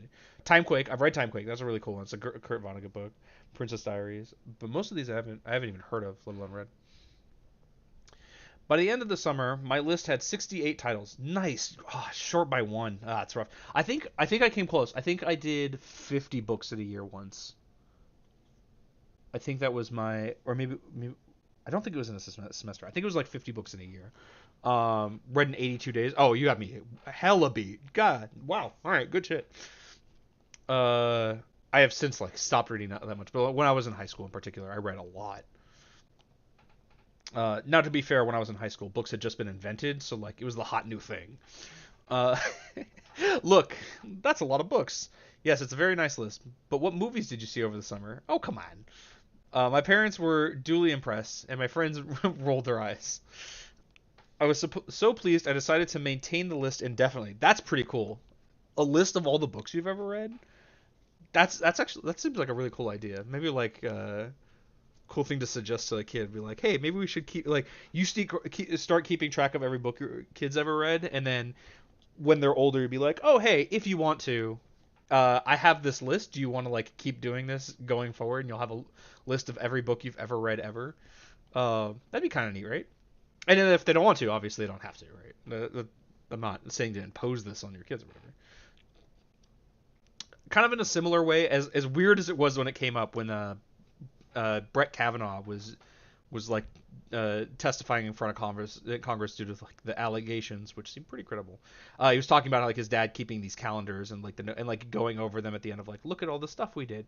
That's actually kind of a neat idea. That's like kind of cool, right? Like you write into the calendars everything that happened, and then you can go back and be like, this is what I was doing, and like, oh, remember this thing, and like, it's a way you can take a stroll down memory lane. That's actually kind of neat, right? Everything else aside, that's a neat little tradition to have. At the library, I began to discover more and more. It's a lot of books, more and more queer books, including the Fake series by Nanami Mato. Mato? Uh, the Last Herald Mage trilogy by Mercedes Lackey, both of which include very tame gay sex scenes. I wouldn't be surprised if the Fake series is a manga. I can still recall a specific physical sensation I got from reading these scenes. By the way, we're just mentioning gay sex scenes. This is probably enough for conservatives to be like, "Oh, it's R-rated. It's not appropriate for kids." But let's be real. Like, if it didn't have the word gay there, they'd be like, "Well, maybe only for teenagers." And if we're being really real, they're probably like, "Well, I'm trying to groom 7-year-olds anyway, so you know." If we're being really real about the people who take issue with this kind of stuff. It felt as if lightning was coming from the pages, electricity flowing directly into my palms. It's so cool that they got like this kind of experience from there. I never had something like that, like a feeling like that. That sounds pretty cool. The main kind of sex discussed in my 4 different sex ed classes was sex involving a penis and a vagina. So now we're talking about sex ed and referencing it. Probably inappropriate for kids who haven't had sex ed class, right? But we're already looking at this is maybe appropriate for high school kids at the youngest. So don't necessarily have to keep going over that. 7th grade, anatomy, anatomy, anatomy. 9th grade, condoms, birth control, pregnancy. By the way, to argue that this is inappropriate for kids to talk about, to read, would have to include, it would have to insist that sex ed is inappropriate for kids. Now, a lot of these people do think that because they're deranged monsters. But like, and if we're real, uh, probably interested in kids not knowing what sex is, so that they don't know they're being taken advantage of and abused. Um, but no, this is obviously extremely important for kids and like important to know about. 10th grade, chlamydia, herpes, syphilis, warts, HIV, gonorrhea, hepatitis, crabs, yeast infection. Yeah, the stern. Yeah, here's the year of like, be afraid. Yeah. 11th grade, communication, consent, pleasure. You know what? Consent. I'm gonna go out there. That one should probably come way before any of this stuff. I'm like for real. This should be like again, you don't have to go into the whole thing and like know exactly what it is when you talk to a 5-year-old about consent. But a 5-year-old, even younger, should probably know, hey, people can't touch you if you're not cool with it. And that's there we go. We've established consent. We've taught that thing. Um, Now I know there have been conservatives who like take issue with that and actually get mad at even that prospect, but like consent should probably come real early in a person's life. The kindergarten term for it was keep your hands to yourself. Yeah, well, I've always heard that in the context of like don't hit people, like don't be violent, not in the context of like hey, don't hug someone if they're not cool with it, or like don't touch their genitals or whatever. But often the concept of like telling kids like you have the right to tell people like they can't touch you or whatever else is so that they at the very least understand like can resist attempts at abuse. That's why it's important for really young kids to know about this is is that when they don't, they can be abused without them knowing that that's what's happening to them. They don't know to speak up. They don't know to reject it. And that's the problem. That's why kids need to know about this stuff. That's why it's important when it happens very, very young.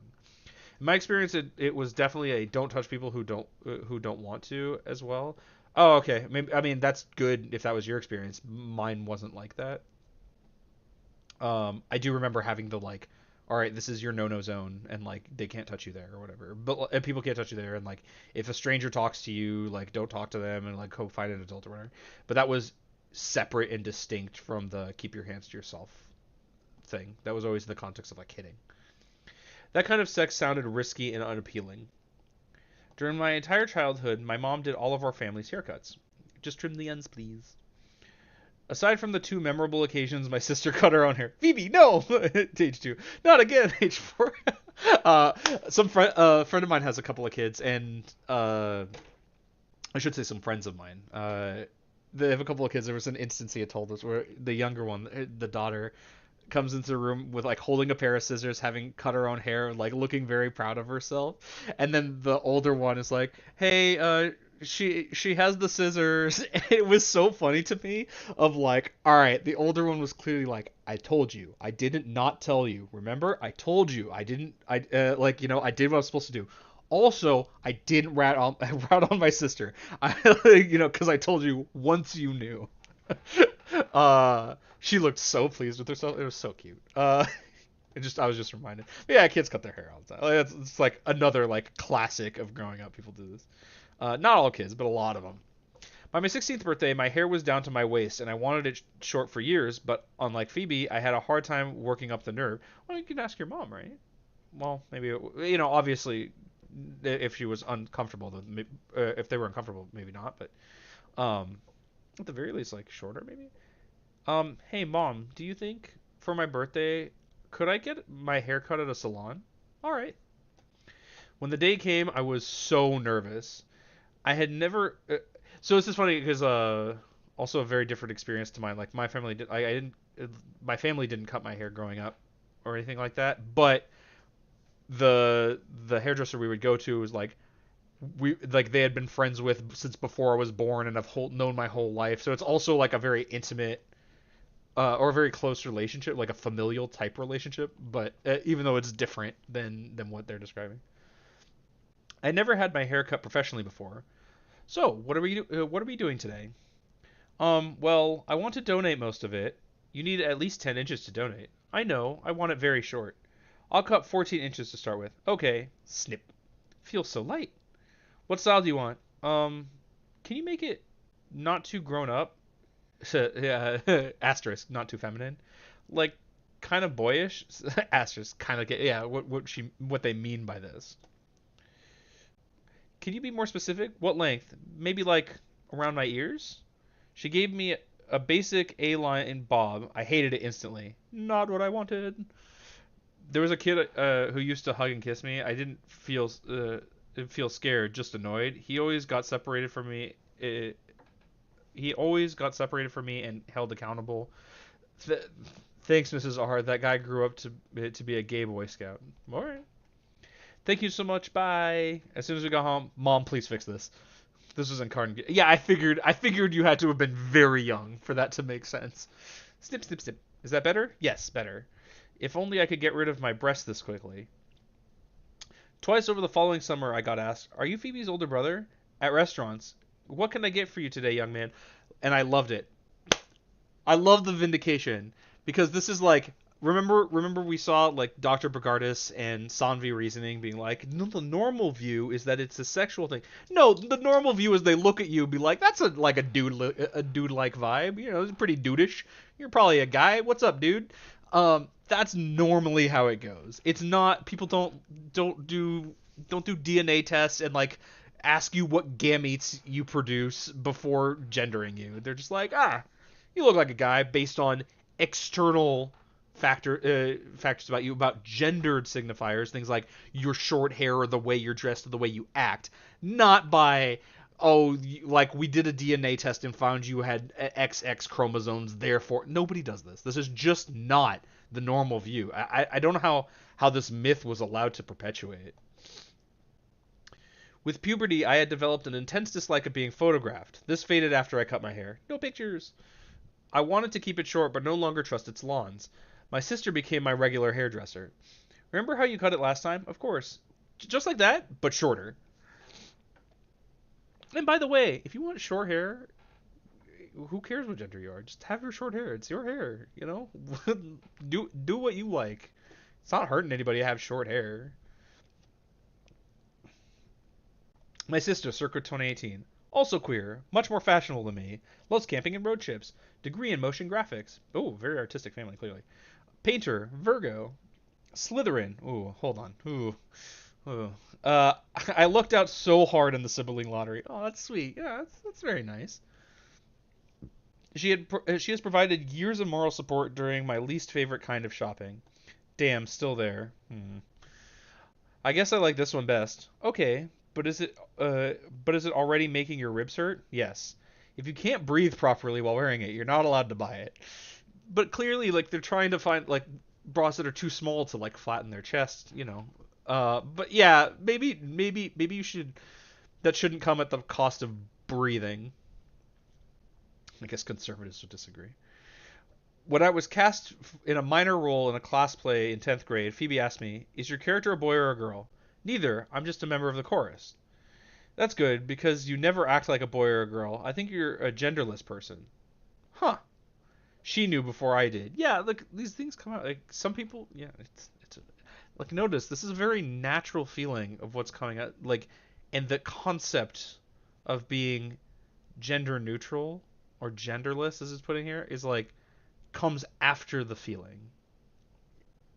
It doesn't have to be that way. We can let people know, like we can help people understand themselves without that. But like, it's clearly not the case that it's just like people feel this way only because they're indoctrinated and told they have to be like this. This is the way they are. Now they just have a better understanding of it. During the following year, an ambitious new drama teacher decided to direct our school's first ever musical. Good morning. Good day. How are you this beautiful day? Isn't this a beautiful morning? Very. I joined the backstage crew and fulfilled a stereotype by falling in love with theater. Uh, Man, this person and I have like a lot of similarities in life. Because I also did backstage crew stuff when in the school plays when I was in high school.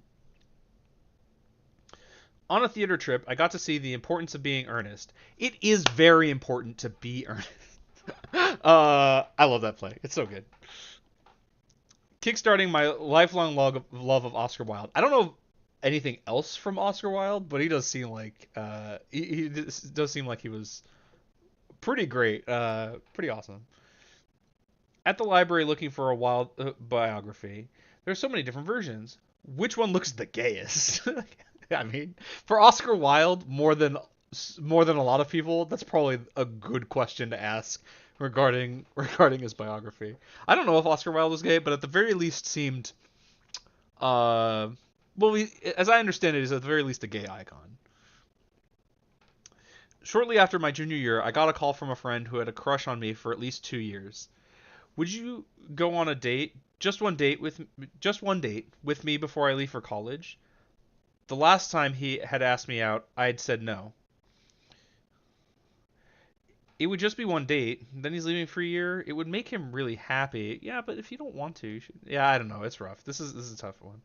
Um, you know, yeah, we can do one date. Yay! I can't wait to introduce people to my girlfriend. Whoa, hold on, slow your roll, buddy. Yeah, wait, what? Slow down. You said one day. This is she. They are humoring you. This is yeah. I understand. I feel that way too, like that. Like you like them so much, and they're just not. Yeah, I get it, but like, nah, chill, dude. Did you say girlfriend? I did not sign up for that. Click. Yeah, I have made a mistake. Yes, yeah, it happens. I hate the label girlfriend. I have never wanted to be a girlfriend. I I didn't realize he thought going on a date and being a couple were the same thing. Ugh, I have to call him back. Yeah, I'm sorry. Yeah, teenage boys in particular, but a lot of guys are just kind of like this. And listen, we got yeah, I'm sorry. On behalf of dudes, our bad. We get excited, okay? Look, I'm really sorry, but I can't go on this date. And I also can't be your girlfriend. That makes me want to barf. I'm sorry. I hate this and I feel terrible, but I will never be anyone's girlfriend. Later, after talking to my best friend, I hate it. I hate having boobs in a period. I hate buying bras and underwear. Well, okay, hold on. I mean, maybe a different kind of underwear, but like people wear underwear, not just ladies. I hate feeling like I have to shave my armpits and have a perfect tan. I hate feeling like I'm supposed to wear makeup and like boys and act girly. Maya, you are one of the least girly people I know. And notice that like even this feeling is like is present even though they're not really doing like a whole lot of girly stuff, but even that expectation, like it's that feeling exists, and like probably feeling like they're coming short, or like even this amount of girliness is more than they'd want to express. Um, yeah, this is you know, yeah, I don't know. It's poignant.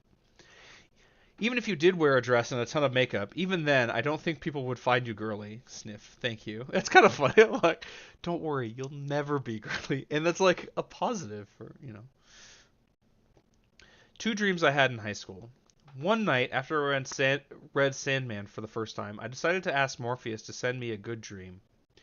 Then I dreamed about having a massive, painful boner that lasted all day. Let me tell you, the first time, it's probably very empowering. Those those are a pain in the ass. Let me tell you, those are not like having been 14 before. And that's just like the whole. That's just the age of 14 in its totality. It's not as good as it sounds. All right, in the morning, huh? Another time, I dreamed of waking up with a well-groomed beard. Nice. Well-groomed beards are nice. I agree. But when I looked closer, my first beard ever, and I'm already going gray. That's funny. Uh, began wondering if I was gay, age 13. Oh, so it's circa 2003 to 2007. So we got a timeline. Began wondering if I was gay at age 13. Told one friend I had liked a girl, age 14. Joined QSA. Told the second friend I liked boys and girls. Saw the Laramie Project, age 15. Decided I was a lesbian. Oh, my high school coming out journey, yeah. Immediately got a crush on a boy. Yeah, there's a little bit of difficulty because I'm scrolling as opposed to flipping through the pages. I won't see the thing that's most obvious on the page first necessarily, but you know, such as yeah, we're figuring it out. Immediately got a crush on a boy. Much confusion. Decided I was bisexual. Decided I was asexual. Started hanging out with the theater kids, age 16. Got asked directly, "Are you gay?" and answered, "I don't know." Decided to never have a crush again because they are stupid. Came out to a handful of other friends as bi, age 17. Decided I wanted to come out to my partners. Clouds of background gender confusion. March 3rd, 2007. And I talked to my mom on Friday. We were on the deck. I was nervous, but I needn't have been. I felt much better having told her, though. Mom, I'm pretty sure I'm bi. I always thought you were one of those kids who could go either way. Yeah, just, okay, sure. Also, kitty. Look at the kitties. At my high school graduation in 2007, I was the only AFAB, assigned female at birth, graduate who wore pants. Yeah, wear what you want to wear. Something I lost when I cut my hair. Visual unity with my long-haired family. Things I gained: confidence, happiness. Well, that's great. You know, that's awesome. And like something so simple as cutting your hair, acceptance. These things go a long way. That said, I mean, your family demonstrates like having long hair doesn't mean you're necessarily a girl, but obviously, like it was a source of. You don't have to have long hair just because your family did. And, you know, I'm glad that gained confidence and happiness. This is a really positive story. I'd like to note, not just like we were talking about whether it's appropriate for kids. One thing is also the subject matter and the kind of story and what you know its themes and messages. It's hopeful. It's positive. It is understanding that difficulties happen and the process of going through them is the subject. Kids need to know how to process difficult things and difficult times in their life. It's important for being a well-rounded person, a person who can handle things. One of the things that I see a lot with like the hyper arrogant types is that they can't handle at all when bad things happen. They just can't deal with it because they don't have the tools for that. And I think this book so far goes a long way towards helping understand like these things are processes and it takes a while to understand, and this is one kind of experience that can happen that a person can have. My parents met when they were in college. My dad was 19 and my mom was 21. Even long hair then. I like it. When I reached each of these respective ages, I remember thinking, wow, I'm the same age as my dad when he met my mom. Wow, I'm the same age as my mom when she met my dad. Yeah, I've had that thought too. I don't know, like if anyone's gotten to the age that their parents were when they were born, there's also a feeling there of like, ha, my parents were like kind of like this ish. I mean, obviously it was different, but like when they had me or whatever. Now I find myself thinking, my God, they were babies. Yeah, yeah, that's another thing when you're like, when you look back, like, oh, like when I was a kid, you're like, oh wow, you were 19 and 21. That's so old. Now you're like, oh my God, you were infants. A 19 and 21-year-old, you know. Meet the art student meme. Gender 18, or sorry, gender 18. That's my gender is my age. Sorry, age 18. Gender question mark zodiac Taurus. Year of snake. House Ravenclaw. Myers-Briggs ISTJ. Strengths drawing, reading, writing. Weaknesses math, technology, pop culture. I just discovered DeviantArt. In my bag, my first laptop, but I didn't know how to type. Flash drive, I didn't know how to use. Dorm key, I was afraid of losing. At home in the country, we didn't lock our doors. Yeah, it's like no one's around. What's the point? Biography of Andy Warhol. During my first few weeks of college, everyone around me seemed to glow with potential, but like potential. I remember thinking the person I spend the rest of my life with might be here in this cafeteria. I mean, maybe, but like maybe not. You know, don't force yourself. But slowly the glow faded. All right. So here we have the end of part one. I think it's just divided by 100 pages, so like this isn't a clear break. Like a better place to break would have been like here, like end of 97. But we've gone through the first part of genderqueer. So what do we think so far? I was about to answer that, but I'll ask you, chat, first. What do you think so far about genderqueer? General thoughts, but also the questions we set out with at the beginning. Is this appropriate for children? What do we mean by children?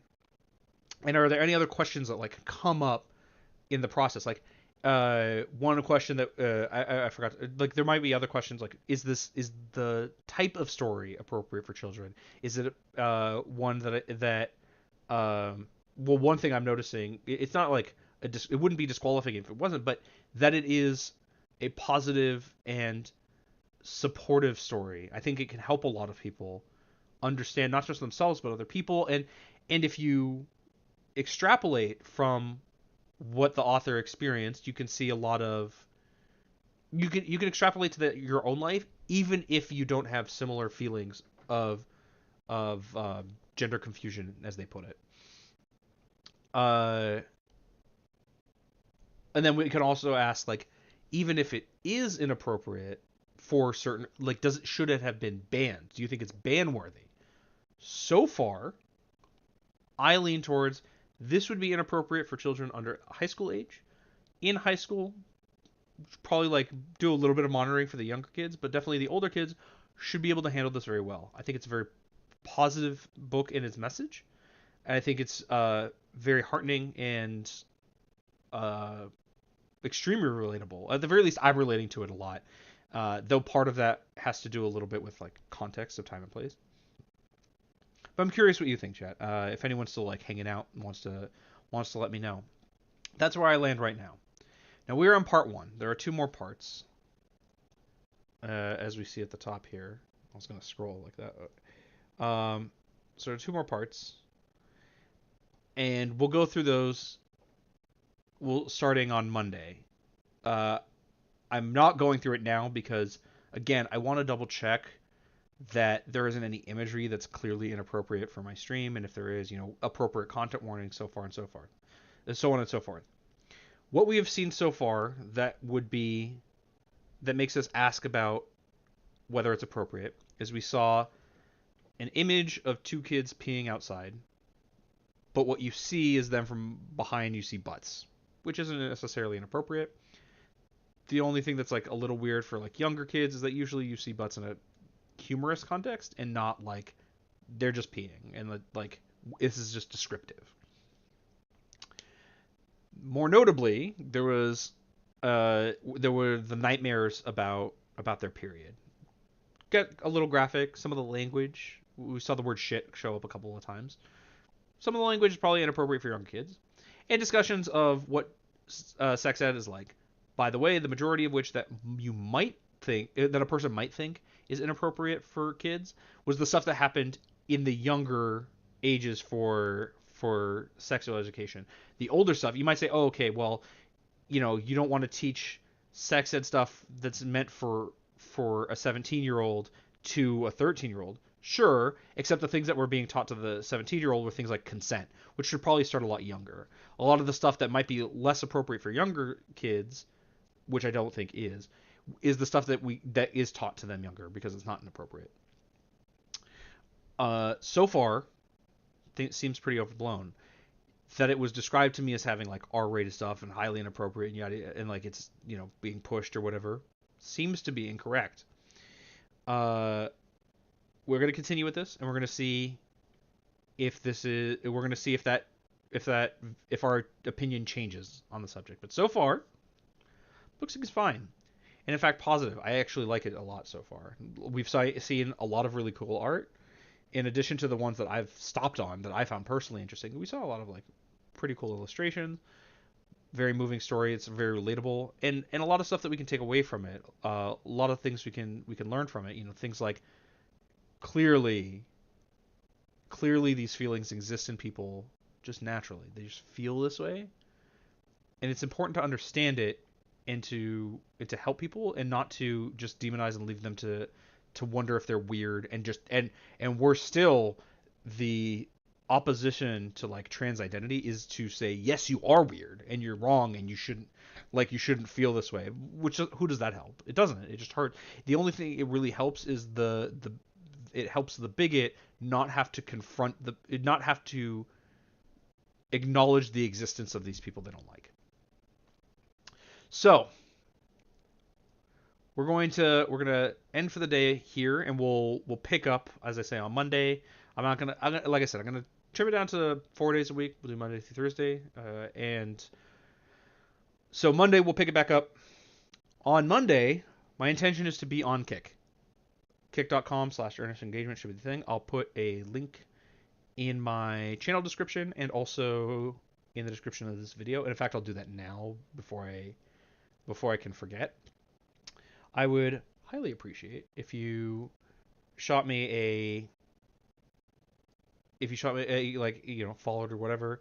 But we will be starting there on Monday is the plan. I'm going to spend the weekend trying to figure out how to do stuff with Kick. So I might have like, if you go there, you'll probably see over the weekend, I'll have like some instance of like, oh, he streamed for 4 minutes or something, probably just to make sure everything's up and running and working the way I want things to be. Hopefully the overlay for the chat from Kick will be a lot less of a hassle than it is with YouTube. That was something I'm looking forward to, and hopefully it will look a little nicer. I hope you can read it as it is on screen. For me, because this window it's not full screened, and on top of that, like if this is my screen, this is the window, and this is the actual stream, so the chat is even smaller than that. So I can't read it, but hopefully you can, and hopefully on Kick it's a little easier. So we're gonna try to move over there, and as I said before, my intention is to upload the stream recording to YouTube. So if you still want to watch it there, we'll have it there. I don't like the idea of splitting the small audience I have in this way, but hopefully we can just all move over to Kick. As I understand, it's like budding and fledgling, and kind of it will be nice to be, I guess, a small fish in a small pond. That said, a couple of things to note about the channel, including that is one, from what I've seen on Kick, the news category, which is the closest thing to what I do. I guess it'd be RRL stuff, but there's not like politics. It's just news and like debate is a little. I don't know. It's a little different, but like it's generally the IRL stream category, and like the subsect of news tends to be really right wing on Kick. The least right wing I've found so far, which with moderate investigation, it's not like I've been like spending hours on this or whatever, is the channel who kind of inspired me to do this reading, guy I've been watching, who seems to my eye, okay, I don't want to put words in his mouth because people often get like kind of touchy about like how they're described, but he seems to me to be center right. and he is the least right-wing person I've seen so far. Now, he might not describe his own views that way, but I'm also trying to have a conversation with him. So if that does happen, and I hope it does, we'll give him the opportunity to describe his own political views. I'm not gonna assert what they are, having watched not a lot of his streams. Additionally, someone has pointed out, has suggested in the comments that I could reach out to Sanvi Reasoning for debate, that she might be interested. She's not that large of a streamer at the moment, and she might be interested in talking about these things, even that Modern Day Debate might be willing to host it. So I will look into that and see if we can talk with Sanvi Reasoning. That'd be pretty cool, especially since we've reviewed a debate that she was in, and I took a dim view of her arguments. I'm not going to be rude or anything. I just don't think the arguments are very good, and I think they're very much unsubstantiated. And I think we could do a better job of making our case. If that does happen, one thing I'm very excited about is if we do start getting debates, I want to do my prep for them on stream, so you can see how I think about these things, and we can do a little bit of research together, and we can see how like the structure of this and like the planning goes into this from the perspective of someone who's done competitive debate. Now, online debates are very different, and I'm going to have to do some learning as to how better to handle those, because they're not the same as competitive debates. But everything's a learning experience. I'm looking forward to the process of growth. I think it's a good thing. So, with all that being said, thanks so much for watching. I really appreciate all of you. Thank you so much if you are so kind as to follow me over to Kick. You might need to make an account in order to... in order to follow, you'll definitely have to make an account, and I think to chat as well. Shouldn't be. It's not very hard. It takes a few clicks. Moderately similar to making a YouTube account. Starting when? The plan is starting on Monday. Is that I'll be on Kick. As I said, I copied the link to my channel, but I didn't actually put it in the video description. Let me do that now before I log off here, just so I don't forget.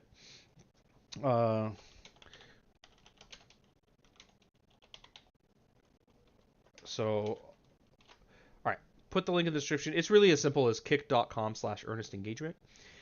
There's nothing to see there now because I haven't been online there at all. And as I say, over the weekend, I'll probably try to do like a brief stream just to test. So it'll be like a couple of minutes. There won't be anything of substance. But as I say, link should be in the description. YouTube's a little bit weird about links outside of YouTube, because there's something about like, oh, we want to verify or whatever. So I might not have enough content on my channel for that link to be present. I don't exactly know how it works. So I can put it here in the chat as well. Yeah, there you go. And like I said, really as simple as kick.com/earnestengagement. That'll be my channel page, and when I go live, it should be the same link. I'm pretty sure. As I say, I will also be uploading I also intend to upload my VODs to YouTube. We'll see if there are any difficulties with that. Like, I don't know, several hour-long recordings. It's a lot. Maybe I'll have difficulties. The intention is to record and to try to do it. If we can't do it, I'll let you know or whatever. But I don't want to disappear from that platform either. I will have a lot of work to do as far as filling in my Kick page, because as of right now, it has like nothing on it. But we'll do that. We'll develop with time, just like everything else. We'll build and grow, and we'll try to get better. So, as I say, links in should be in the description. If it's not, it's because YouTube is weird about linking stuff outside of YouTube. I noticed that with other links I've put in there, but hopefully we might even be at the point where we are past that issue. Yeah, okay, nope, we're still not. So YouTube is still being weird about letting me link to stuff outside of YouTube, so it might not be it might actually be in the video description, but it is here in the chat. Kick.com/earnestengagement. That is kick spelled like the action of kicking a ball, Kick. I was confused at first when I heard about it, because I had heard about a thing called KIK, which I think is completely different. I don't actually know what that is, but I've heard of it. So we'll start there, and we'll proceed with part 2 of genderqueer. So far, so good.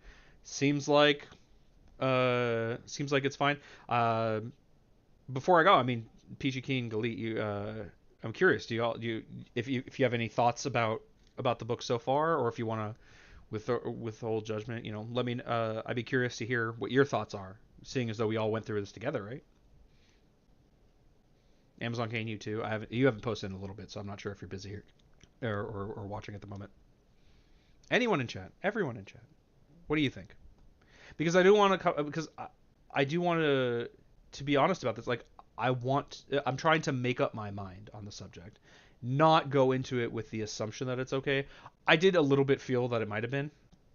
Uh, my thoughts are seem to be for older children. I tend to agree to the point where like, are teenagers children? Like, yes, kind of. We often refer to them as teenagers. I'm looking at like, it's probably cool for high school kids. As of right now, I think high school kids and like maybe the younger ones should be steered away from it at first or like made sure that they're mature enough to handle it. But and as you went through it, that age increased and increased. Okay, do you think that age went beyond the range of like high school kids? Do you think like it should be 18 plus? I'm open to being persuaded on this. I'm not 100% sure. 16, you think? Yeah, I think 15 maybe like I might be like maybe 15 if maybe you might want to like check for maturity, but like yeah, somewhere in there. But like we're talking about high school kids, and there's some stuff that will be appropriate for like a 17, 18 year old that's not okay for a 14, 15 year old, and all of those might be in high school. I think on a similar we're in a similar boat there, Peachy Keen. I do lean towards like not most kids, but older kids probably, yeah. So we'll proceed and see if that changes. As I say, I guess I gave myself more homework to do. I'll go through the next part. Just skip. I'm not going to read anything. I just want to see if any of the imagery is like clearly inappropriate for me to show on stream. And then if not, we'll read through it together. If it is inappropriate, I'll probably read to that point, switch views, and then skip it, or like we'll talk about, or we can like announce, we can say, okay, well we've come to a conclusion or whatever. Um, but we have to see. So that all being said, got through the first third. So far, so good, and next week we'll be on kick, I guess. So thanks so much everyone for watching. I look forward to seeing you on the other platform, and have a great rest of your day, great Friday, great weekend, and I'll catch you next time. Thanks so much. Bye.